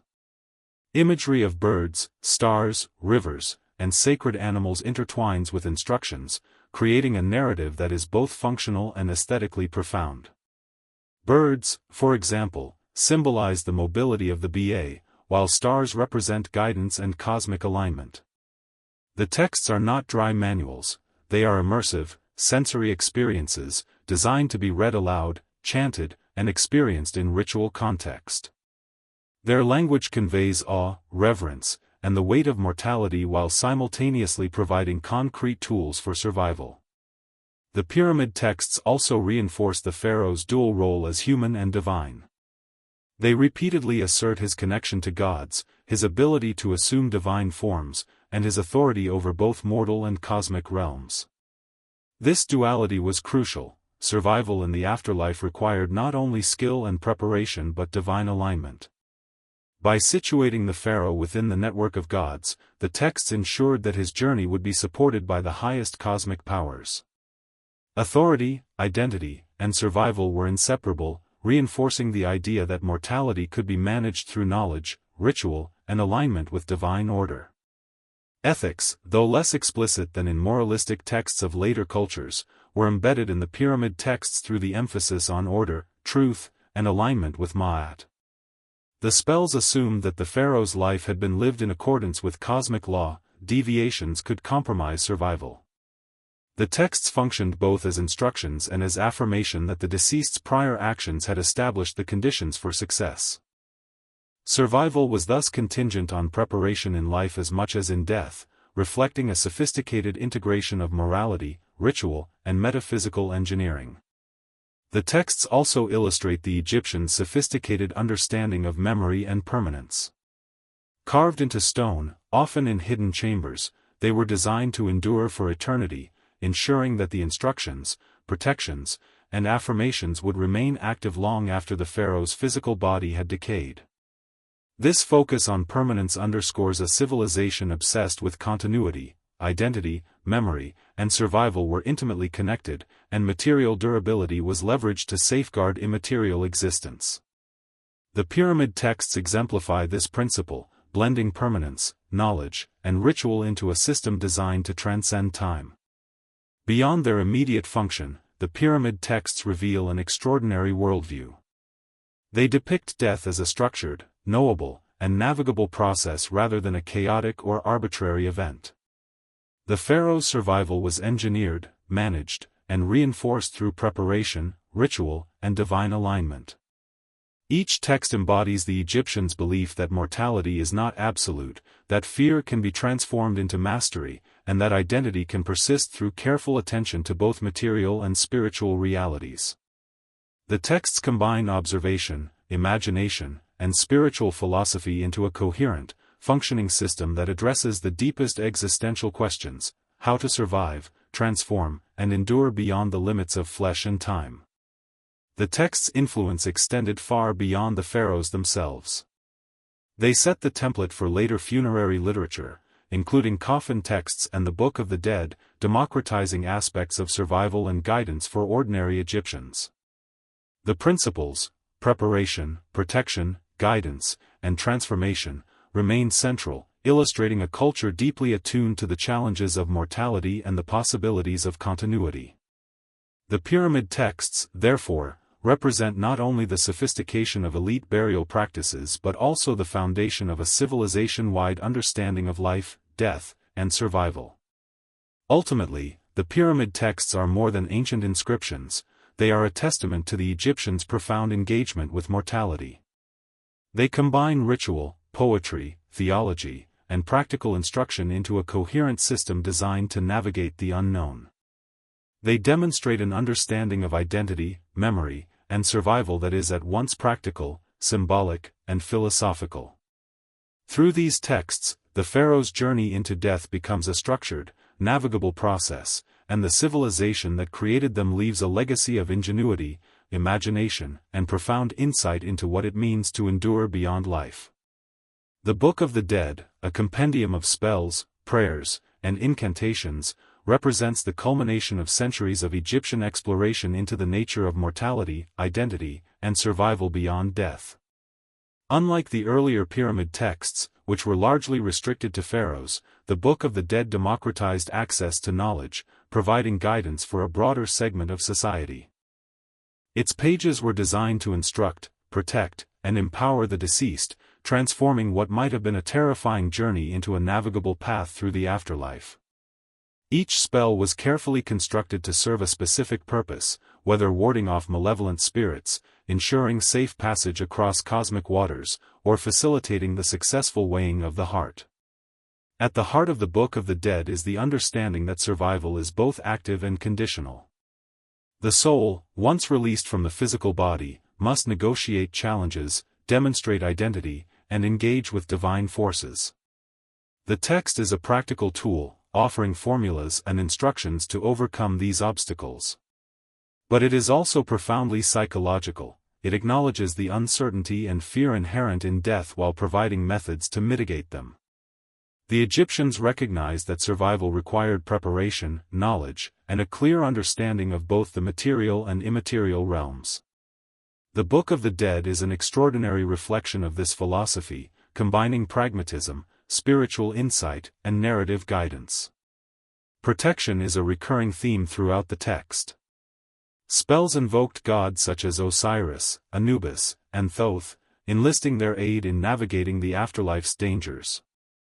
Amulets, illustrations, and recitations worked in concert with these divine allies to shield the soul from harm. Each spell functioned as both a talisman and a set of instructions, ensuring that the deceased could confront spiritual challenges with confidence. The Egyptians believed that speech, ritual, and symbolism had intrinsic power. Reciting the correct words, following the prescribed rituals, and honoring the gods could materially influence the soul's survival. In this way, the Book of the Dead exemplifies a civilization that saw language and ritual as instruments of life beyond the grave. The text also emphasizes the ethical and moral dimensions of survival. The weighing of the heart, a central concept, required the deceased to demonstrate alignment with Ma'at, the principles of truth, balance, and cosmic order. This process was both a spiritual and existential test. The soul's actions in life determined its capacity to endure beyond death. The Book of the Dead provided spells to affirm innocence, invoke divine witnesses, and navigate judgment successfully. Here, morality is inseparable from survival. Ethical conduct in life becomes a prerequisite for eternal existence. The pharaohs, as well as commoners, were reminded that continuity in the afterlife depended on integrity, responsibility, and alignment with universal laws. Imagery in the Book of the Dead was as vital as the words themselves. Illustrations depicted gates, demons, rivers, and protective deities, creating a visual guide for the deceased. The soul could see its path, recognize threats, and understand which rituals and incantations were necessary at each stage. Birds, stars, and symbolic animals served as markers, guiding the BA through both physical and spiritual landscapes. In this sense, the text was immersive, combining visual, verbal, and symbolic instruction to create a comprehensive system for navigating mortality. It was both a manual and a map, ensuring that the journey through death could be approached with clarity and confidence. The Book of the Dead also reflects a profound understanding of identity and continuity. Each spell, invocation, and illustration reinforces the preservation of the deceased's name, titles, and essence. In Egyptian thought, identity was fragile and required constant reinforcement. Memory, recognition, and ritual acted as anchors, ensuring that the soul remained intact. By recording and repeating these elements, the Book of the Dead provided the means to maintain coherence of self, even in the face of disintegration and chaos. Survival was not passive, it depended on careful cultivation of identity and meticulous attention to both spiritual and material preservation. Preparation for the afterlife, as outlined in the text, was multidimensional. It included the physical body, preserved through mummification, ritualized objects, placed in tombs, and knowledge of spells and incantations. Each element functioned in concert to ensure survival. Pharaohs and individuals of varying social status understood that mortality was not an event to be endured passively but a process to be actively navigated. The Book of the Dead provided the framework, offering step-by-step guidance that integrated ethics, ritual, and cosmic understanding. In essence, it translated abstract spiritual principles into actionable practices, enabling the deceased to confront death with agency and confidence. The text also underscores the Egyptians' perception of time and continuity. The afterlife was envisioned as eternal, a realm where the consequences of earthly actions persisted indefinitely. By providing durable instructions, the Book of the Dead acted as a temporal anchor, ensuring that the deceased's survival was not subject to chance. Knowledge, ritual, and material preparation were all preserved, creating a system that could endure beyond the limitations of human life.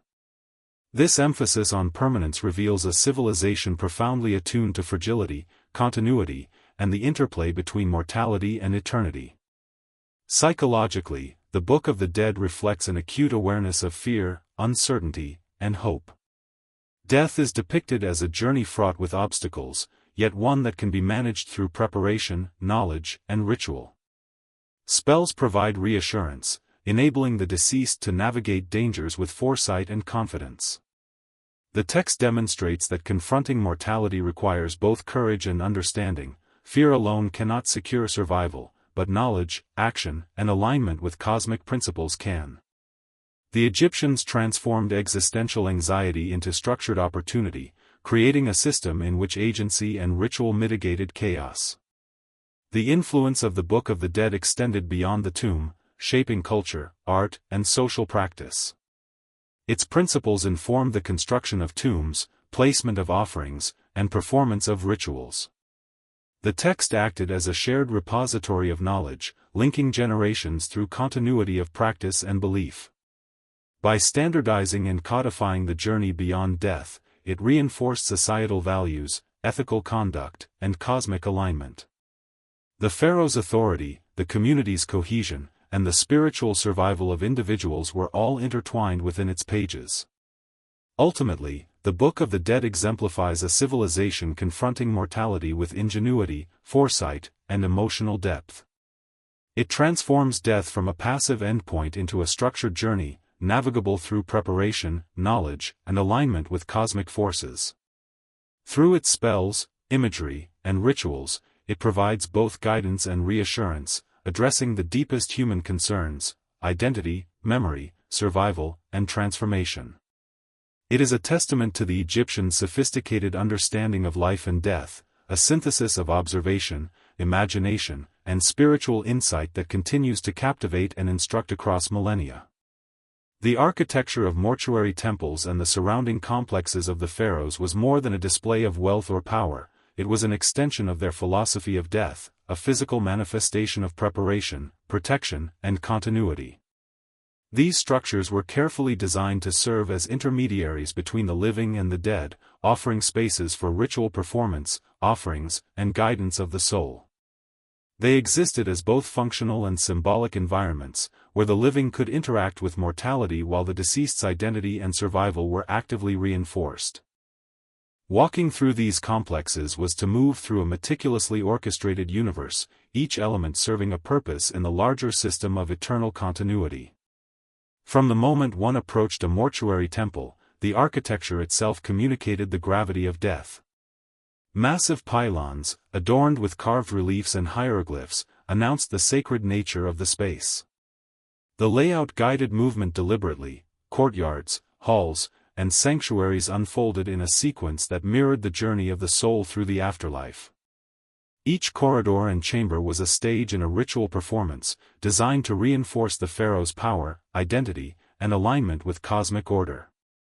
The temple was not passive, it actively participated in the orchestration of survival, shaping both the experience of the living and the journey of the deceased. Central to the design was the concept of ritual circulation.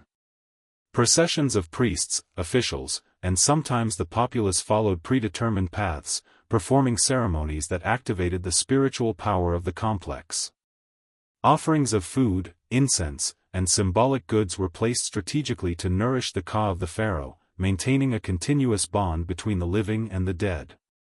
Walls were covered with depictions of offerings, divine interactions, and mythological narratives, providing visual reinforcement of survival strategies. These spaces were immersive, guiding the senses while instructing the soul in the principles necessary for enduring beyond death.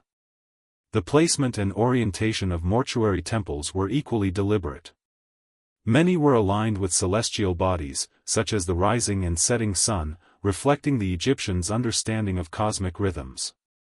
This alignment was not merely symbolic, it integrated the journey of the deceased with the cycles of the universe, reinforcing the notion that survival in the afterlife required harmony with both terrestrial and cosmic forces. Temples were often adjacent to or integrated with tombs, creating a continuum between preparation, burial, and ongoing ritual activity. The architecture thus functioned as a bridge, linking the material, social, and spiritual dimensions of existence. Within the temples, sanctuaries held statues or representations of the deceased, serving as focal points for interaction with the divine. These objects acted as vessels for aspects of identity, enabling the pharaoh's Ba and Ka to inhabit and interact with the sacred space. Priests performed rituals in these sanctuaries, activating protective spells, making offerings, and reciting texts designed to guide and empower the soul. The sanctuaries were not merely symbolic, they functioned as operational centers for the metaphysical survival of the pharaoh. Every chant, gesture, and placement of objects was part of an intricate system designed to maintain continuity across the boundary between life and death. Art and decoration within these spaces were purposeful as well as beautiful. Reliefs depicted the pharaoh in communion with gods, triumphant over chaos, and engaged in ritual acts. Symbolism was layered, animals, celestial motifs, and geometric patterns all carried instructions for the soul, reinforcing the pharaoh's identity and empowering the journey through the afterlife. Colors, textures, and materials were chosen for both durability and symbolic resonance, creating an environment that was simultaneously instructive, protective, and awe-inspiring. Visitors, both living and spiritual, were constantly reminded of the meticulous preparation required to navigate mortality successfully. The mortuary temple also functioned as a social nexus, linking community, governance, and ritual. While designed primarily for the deceased pharaoh, it involved the living in continuous acts of devotion, sustenance, and moral affirmation. Offerings were performed by priests, overseers, and sometimes ordinary citizens, creating an ongoing system of support for the soul. The temples reinforced societal hierarchy and cosmic order. The pharaoh's survival was a demonstration of divine favor, and the participation of the living ensured that society remained aligned with the principles of Ma'at. In this way, mortuary temples were both spiritual and political instruments, integrating the management of mortality with the stability of the kingdom. The physical durability of these complexes further reflects the Egyptians' obsession with continuity. Massive stone blocks, carefully quarried and assembled, were intended to endure for eternity. The temples were designed to withstand natural decay, human interference, and the passage of time, ensuring that the rituals, inscriptions, and sacred objects remained effective long after the pharaoh's death. This focus on permanence underscores a civilization deeply attuned to the fragility of life and the necessity of preparation, providing a tangible manifestation of the principle that identity and survival can be safeguarded through deliberate design and sustained effort. Rituals within the mortuary temples were rich with sensory experience.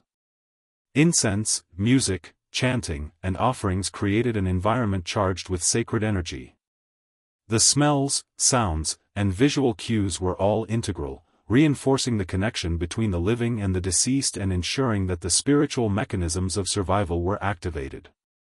The pharaoh's soul was constantly engaged with these acts, guided, nourished, and protected by the living community. The temples transformed abstract metaphysical principles into lived, perceptible reality, bridging the human and the divine in a dynamic system of continuity. The Egyptian approach to architecture as a tool for survival demonstrates a unique integration of aesthetics, functionality, and metaphysics. Mortuary temples were not passive spaces but active participants in the orchestration of death and afterlife. They encoded knowledge, activated rituals, reinforced identity, and provided continuity across temporal and spiritual boundaries. Each wall, object, and pathway was deliberately designed to guide, protect, and empower, reflecting a civilization that approached mortality with strategy, reverence, and imagination. Ultimately, mortuary temples exemplify the Egyptians' profound understanding of the relationship between the physical and spiritual realms.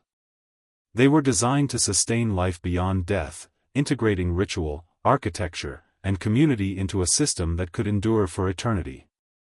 These complexes reveal a worldview in which survival is both a practical and philosophical pursuit, requiring meticulous preparation, ethical alignment, and active engagement. Through these temples, the pharaohs achieved continuity, identity, and mastery over mortality, leaving behind enduring monuments that continue to teach us about the sophistication, depth, and vision of ancient Egypt. The rituals of daily life and devotion within the mortuary complex were as essential to the pharaoh's survival as the grand architecture and sacred texts themselves. These practices, carried out with precision and consistency, ensured that the connection between the living and the dead remained vibrant and effective. Offerings of food, drink, incense, and symbolic goods were not mere acts of homage, they were active tools, sustaining the Ka and Ba, reinforcing identity, and maintaining the pharaoh's capacity to navigate the afterlife. Every gesture, chant, and movement within these rituals was calculated to align with cosmic principles, embodying a worldview in which survival required continual participation from both the deceased and the living. Priests played a central role in these activities, acting as intermediaries between mortal and divine realms. They were trained in complex sequences of chants, gestures, and ceremonial actions, ensuring that each ritual was performed with precision. Their actions were not symbolic alone, they were believed to have direct metaphysical effects, activating protective spells, nourishing the soul, and guiding it through the perils of the afterlife. The living, through careful adherence to these rituals, became co-authors of the pharaoh's journey, reinforcing the notion that mortality and survival are deeply relational phenomena. Offerings themselves were a blend of practicality and symbolism. Food and drink represented sustenance for the soul, ensuring vitality in the afterlife. Incense served both as a medium of communication with gods and as a symbolic purifier, aligning the spiritual environment with Ma'at. Objects such as amulets, jewelry, and ritual tools were placed strategically to provide protection and guidance. Even seemingly mundane items were imbued with profound significance, demonstrating that survival required careful integration of material and spiritual realities. The pharaoh's eternal existence was maintained through these small yet potent acts, each one a tangible affirmation of identity and preparation. The timing and repetition of rituals were critical. Daily, weekly, and annual ceremonies followed a meticulous calendar, reflecting the Egyptians' acute awareness of temporal rhythms and cosmic alignment. Just as the Nile's cycles dictated agricultural success, ritual timing ensured the ongoing nourishment and protection of the deceased. Festivals, processions, and observances were synchronized with celestial events, reinforcing the pharaoh's alignment with divine order. These patterns created a sense of permanence and predictability, embedding continuity into both space and time. Survival, the Egyptians understood, was as much about rhythm and repetition as it was about preparation and knowledge. Music, chant, and recitation were essential components of daily ritual. The priests' voices, rising in carefully structured hymns, were believed to animate the protective spells and sustain the spiritual power of the temple. Chants encoded ancient wisdom, invoking gods and spirits while guiding the pharaoh's soul through cosmic pathways. The auditory environment reinforced both psychological and metaphysical preparation, allowing the living to assert agency and the deceased to navigate the afterlife with awareness and protection.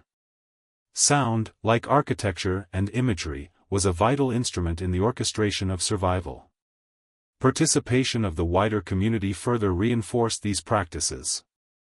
Although the pharaoh's death and preparation were elite concerns, the rituals involved or symbolically connected to ordinary Egyptians, creating a collective engagement with mortality. Offerings, prayers, and ceremonial observances linked the living with the deceased, fostering a shared responsibility for continuity. This integration of social, spiritual, and cosmic elements demonstrates a civilization in which survival beyond death was not an isolated endeavor but a communal project, where every action, however small, contributed to the balance of the universe. The physical space of the mortuary complex facilitated these rituals. Courtyards, halls, and chapels were designed to accommodate processions, placements of offerings, and performances of sacred acts. Walls were adorned with reliefs and inscriptions providing both instruction and inspiration, reinforcing the ritual's efficacy.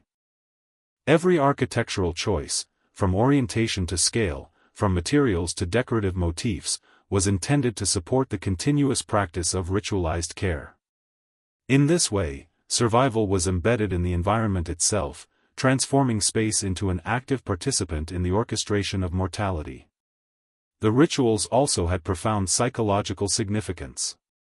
For the living, they provided structure and agency in the face of death, turning fear and grief into purposeful action. Performing offerings, reciting chants, and participating in ceremonies allowed the living to engage actively with mortality, creating a sense of control and moral responsibility. For the deceased, the rituals provided guidance, nourishment, and protection, ensuring that the soul remained coherent, empowered, and capable of navigating challenges. These practices reflect a sophisticated understanding of human emotion, demonstrating how preparation, repetition, and ritual can transform anxiety into continuity. Central to the rituals was the concept of reciprocity. The living provided sustenance, protection, and guidance, and in return, the deceased maintained cosmic balance, offered spiritual oversight, and continued to intercede for the living. This dynamic relationship reinforced the interdependence of life and death, emphasizing that survival was not an individual achievement but a collaborative process. The pharaoh's well-being in the afterlife was inseparable from the ethical, ritual, and practical actions of those who remained. Mortality, therefore, was both relational and systemic, requiring constant attention, alignment, and care. The rituals evolved over time, reflecting shifts in theology, political authority, and societal structure, yet their underlying purpose remained consistent, to ensure survival beyond death. Texts, chants, and ceremonial objects were adapted, but the principles of preparation, protection, and alignment with Ma'at endured. The Egyptians understood that mortality is a process, not a single event, and that continuity required constant adaptation, vigilance, and devotion. Through these daily practices, the pharaoh's eternal journey was continuously activated, illustrating a civilization that approached death with strategy, reverence, and imagination. Ultimately, the daily rituals surrounding the pharaoh's afterlife exemplify the Egyptians' comprehensive approach to mortality. They integrated architecture, text, sound, community, and action into a system that ensured survival, continuity, and empowerment. Life and death were inseparable. The living and the dead co-created a dynamic, ongoing process in which identity, ethics, and cosmic alignment were actively maintained. These practices reveal a civilization deeply attuned to the fragility of existence and the necessity of preparation, offering a timeless lesson. Mortality is not a passive endpoint but a process to be engaged with, managed, and navigated with foresight, devotion, and care. The symbolism of animals in Egyptian thought, particularly in the context of death and the afterlife, offers a window into a civilization that understood the natural world as a mirror of spiritual and cosmic principles.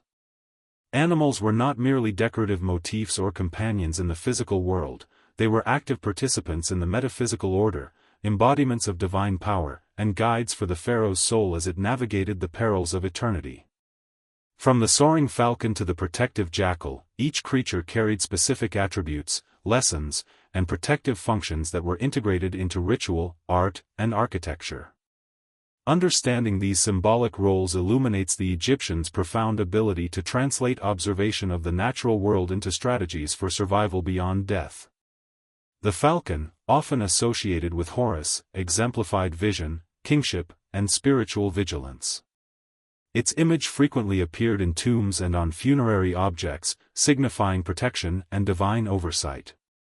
For the pharaoh, the falcon's attributes were aspirational. The soul was meant to soar beyond earthly limitations, maintaining awareness and alignment with cosmic forces. The falcon's flight symbolized both freedom and the journey of the Ba, guiding the deceased through spiritual landscapes while reinforcing identity and authority. The Egyptians recognized that mortality required both observation and agility, qualities embodied in this majestic bird. The jackal, linked with Anubis, was another vital symbol. As guardian of cemeteries and overseer of embalming, the jackal represented vigilance, protection, and the maintenance of sacred order. Its presence in tombs and ritual texts underscored the necessity of guidance and guardianship in the afterlife. The pharaoh's soul, navigating through treacherous thresholds, relied on symbolic allies like Anubis to ensure safe passage. In this way, the Egyptians externalized spiritual functions into natural forms, allowing animals to serve as tangible representations of metaphysical principles, connecting the seen with the unseen. Other creatures, such as the scarab beetle, cobra, and lion, played equally profound roles. The scarab, associated with Khepri, symbolized renewal and transformation, echoing the Egyptians' understanding of death as a cyclical process. By invoking the scarab, the pharaoh could access the regenerative forces necessary for survival in the afterlife. The cobra, often depicted on crowns and amulets, represented protection, authority, and divine wrath against enemies, ensuring the deceased remained safe from harm. Lions embodied strength, courage, and the ability to overcome obstacles, qualities essential for navigating the trials of eternity. Each animal was selected not arbitrarily but with precision, reflecting the Egyptians' deep comprehension of the functional and symbolic power inherent in the natural world. Animals were integrated not only in imagery but in ritual practice. Figurines, amulets, and painted representations acted as intermediaries, activating protective qualities and facilitating communication with deities. In the mortuary temple, animal symbolism reinforced the pharaoh's journey. Falcons oversaw processions, jackals watched over mummification, and scarabs promoted transformation. The use of animals bridged the tangible and intangible, allowing Egyptians to engage with spiritual realities through sensory, observable, and practical means. Survival beyond death was thus reinforced through a careful, codified system of symbolic representation, demonstrating a sophisticated interplay between observation, imagination, and metaphysical understanding. The Egyptians' attention to the behavior and characteristics of animals further informed their symbolic framework. They observed migration, predation, nesting, and hunting patterns, attributing moral, ethical, or spiritual significance to these behaviors. For example, the falcon's keen vision and hunting precision were translated into principles of vigilance and discernment for the soul. The jackal's nocturnal movement and protective instincts informed rituals of guardianship and surveillance. Through careful observation, Egyptians abstracted lessons from nature and integrated them into survival strategies for both life and death. This demonstrates a civilization in which the natural world was inseparable from ethical, spiritual, and cosmic reasoning. Animals also served as mediators between the living and the dead. In ritual performance, depictions of animals were believed to channel divine forces, convey protection, and activate spells. Priests used symbolic gestures, chants, and offerings in conjunction with animal representations, creating a network of metaphysical support that ensured the pharaoh's survival. These practices were underpinned by a belief that the qualities of animals could be harnessed, transmitted, and embodied, providing guidance, protection, and empowerment. Mortality, in this framework, required alignment with forces beyond the self, and animals were a tangible bridge to those forces. The integration of animals into funerary art and tomb architecture further reinforced continuity. Reliefs, sculptures, and painted scenes depicted animals interacting with gods, guiding souls, and protecting sacred spaces. Each element was carefully chosen to reinforce the pharaoh's identity, power, and survival. The tomb became a microcosm of the natural and spiritual worlds, where animals functioned as both symbols and agents of transformation, guidance, and protection. Through this integration, Egyptians encoded a practical and spiritual roadmap, translating observation of the physical world into strategies for navigating mortality. Psychologically, animal symbolism provided reassurance and structure. Death, with its inherent uncertainty and fear, could be mitigated by invoking known, trusted powers. Animals offered continuity, protection, and guidance, transforming anxiety into structured action. The pharaoh and the living community both relied on these representations to navigate the boundary between life and death.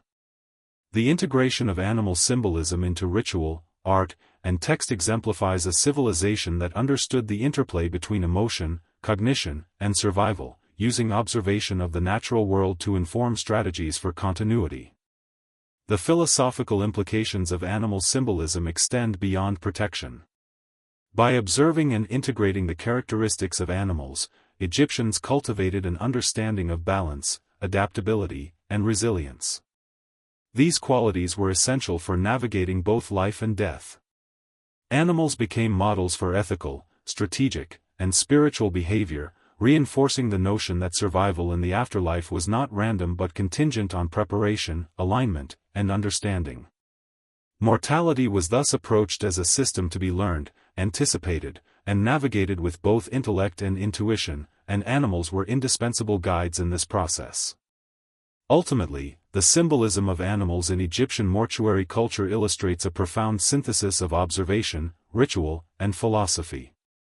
Creatures of the natural world were transformed into tools, guides, and protectors, linking tangible experience with metaphysical purpose. Survival beyond death required engagement with these forces, integration of their qualities, and adherence to the principles they represented. The pharaoh's journey, therefore, was not only navigated through texts, architecture, and ritual but also through a deep, dynamic relationship with the animal world, a relationship that fused observation, imagination, and spiritual mastery into a cohesive strategy for enduring eternity. The role of sacred water in Egyptian mortuary practices illustrates a dimension of death that is both physical and metaphysical, bridging the known world and the unknown realm beyond. Water was not merely a resource or a symbol of life, it was a conduit, a purifier, and a medium through which the pharaoh's soul could navigate the afterlife. The Nile, with its annual inundation, was central to Egyptian cosmology, embodying cycles of death, renewal, and sustenance. In the funerary context, water was integrated into ritual, architecture, and symbolism, ensuring that the deceased could move safely through spiritual landscapes while maintaining alignment with the cosmic order. The Egyptians understood that survival was not static, it required fluidity, adaptability, and attunement to the rhythms of both nature and eternity. Ritual use of water began with purification. Priests performed ablutions of the body, the tomb, and ritual objects, believing that cleansing removed impurities that could obstruct the soul's passage. This act was both symbolic and practical. Water purified, sanctified, and activated protective forces. The pharaoh's body, already preserved through mummification, underwent ritual immersion or sprinkling with water infused with sacred intent. These practices reflected a worldview in which physical and spiritual cleanliness were inseparable, reinforcing the notion that the afterlife was navigable only through preparation, alignment, and attentiveness to sacred laws. Water also functioned as a symbolic pathway. Canals, pools, and representations of rivers in tombs and mortuary temples mirrored the cosmic waterways the soul was expected to traverse. Boats, often depicted in tomb reliefs, carried the deceased across these waters, guided by spells and divine protection. The river became both metaphor and reality, a route of transition, challenge, and continuity. Just as the Nile sustained life in the mortal realm, the sacred waters ensured vitality and guidance for the soul.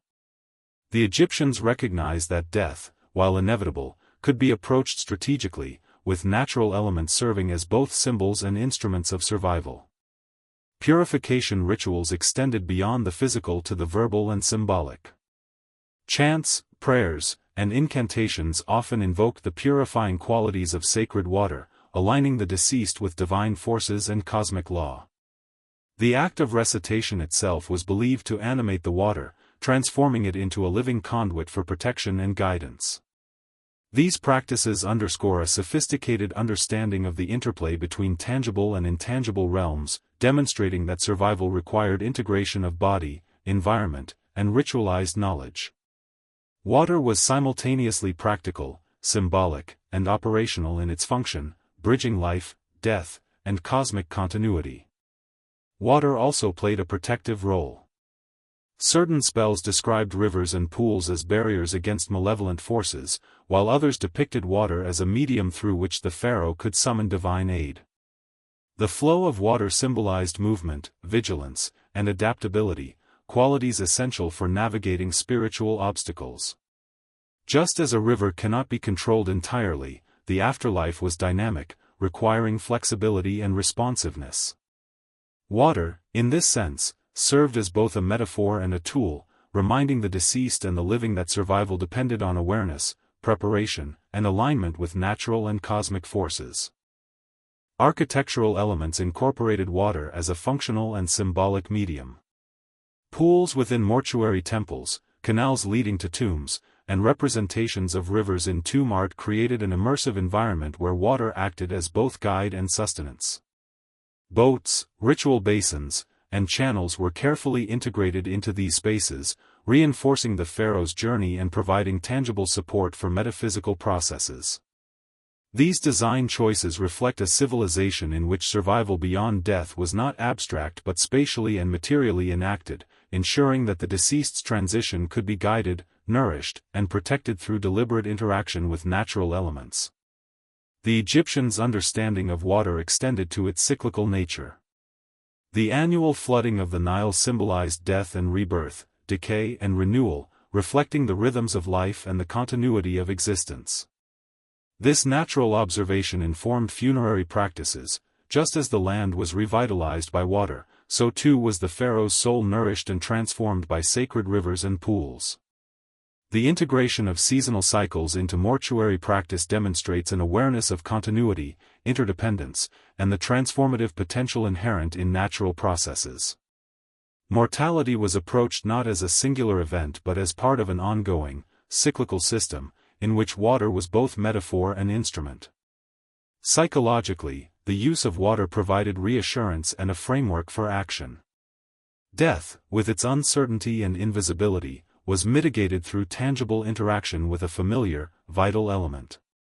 Ritual immersion, sprinkling, and symbolic representation created a sense of control and agency, allowing the living to participate actively in the safeguarding of the pharaoh's soul.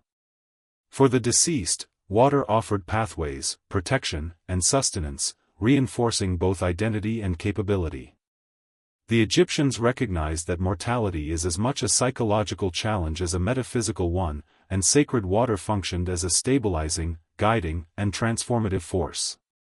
Water symbolism extended to the afterlife's cosmic geography.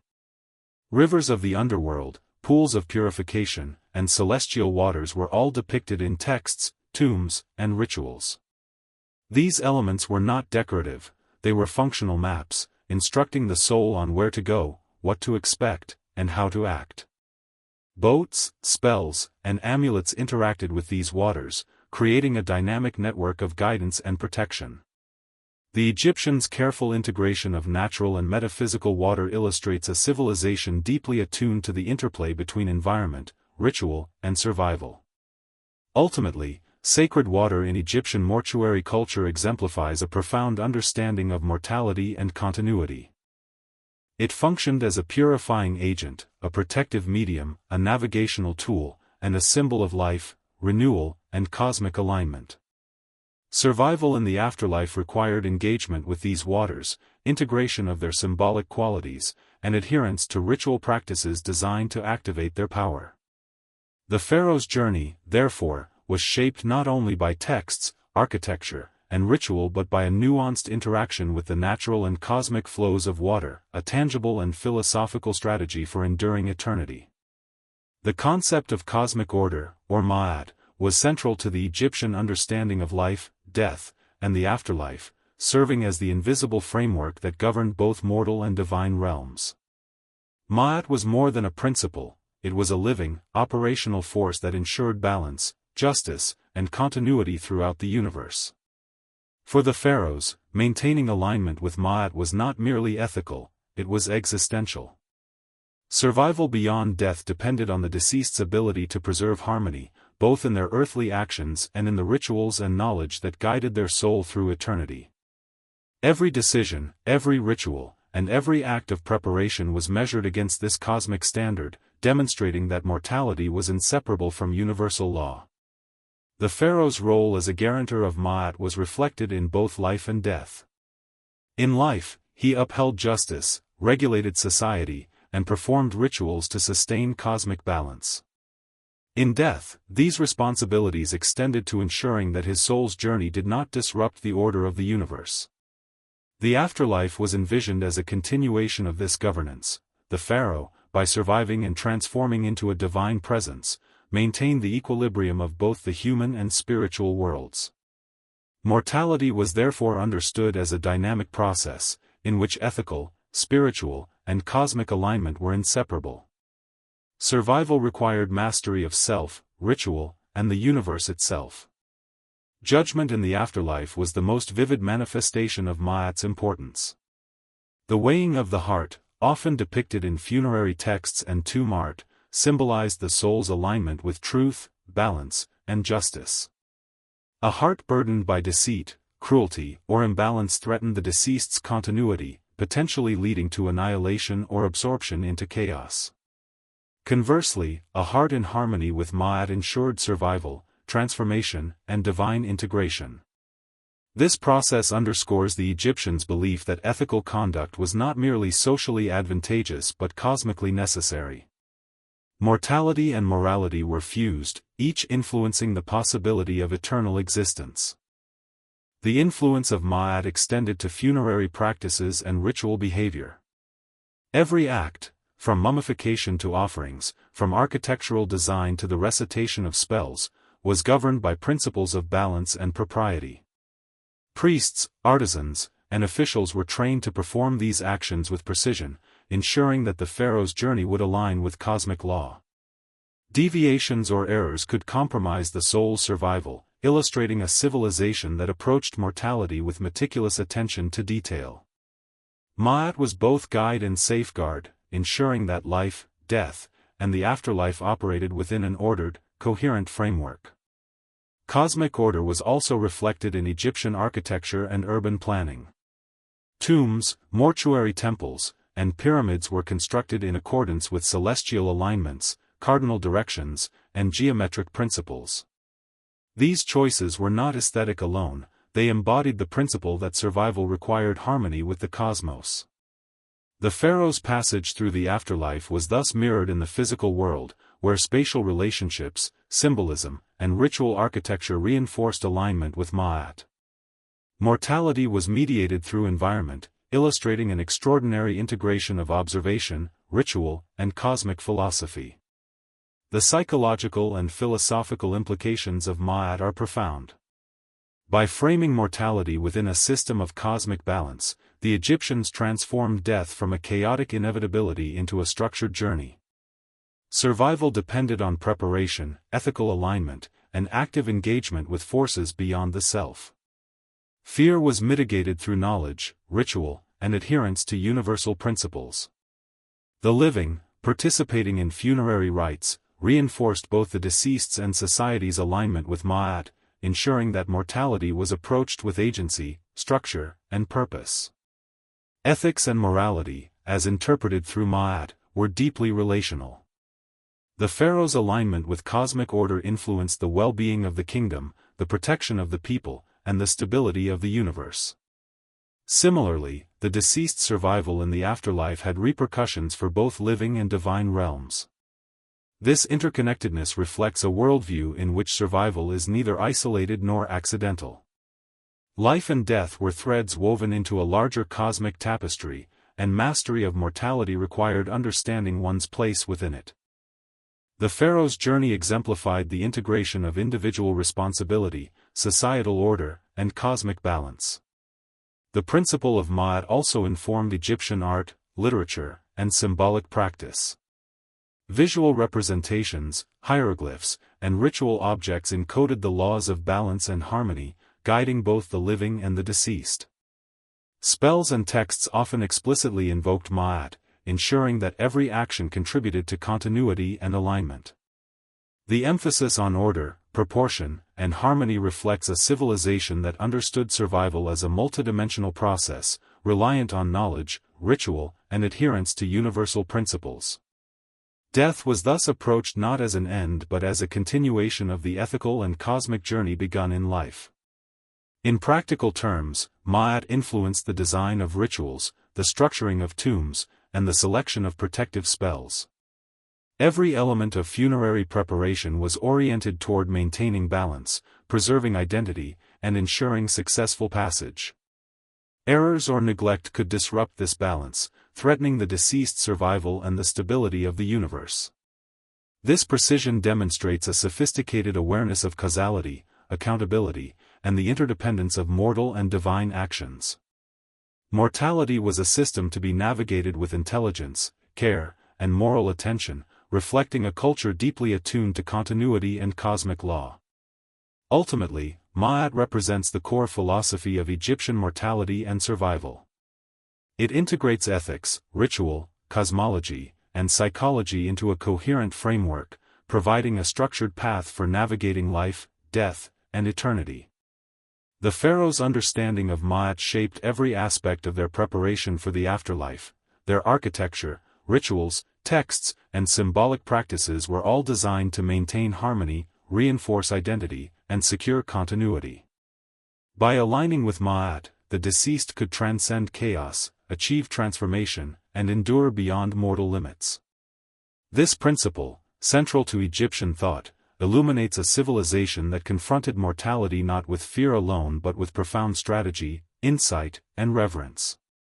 Ultimately, the symbolism of animals in Egyptian mortuary culture illustrates a profound synthesis of observation, ritual, and philosophy. Creatures of the natural world were transformed into tools, guides, and protectors, linking tangible experience with metaphysical purpose. Survival beyond death required engagement with these forces, integration of their qualities, and adherence to the principles they represented.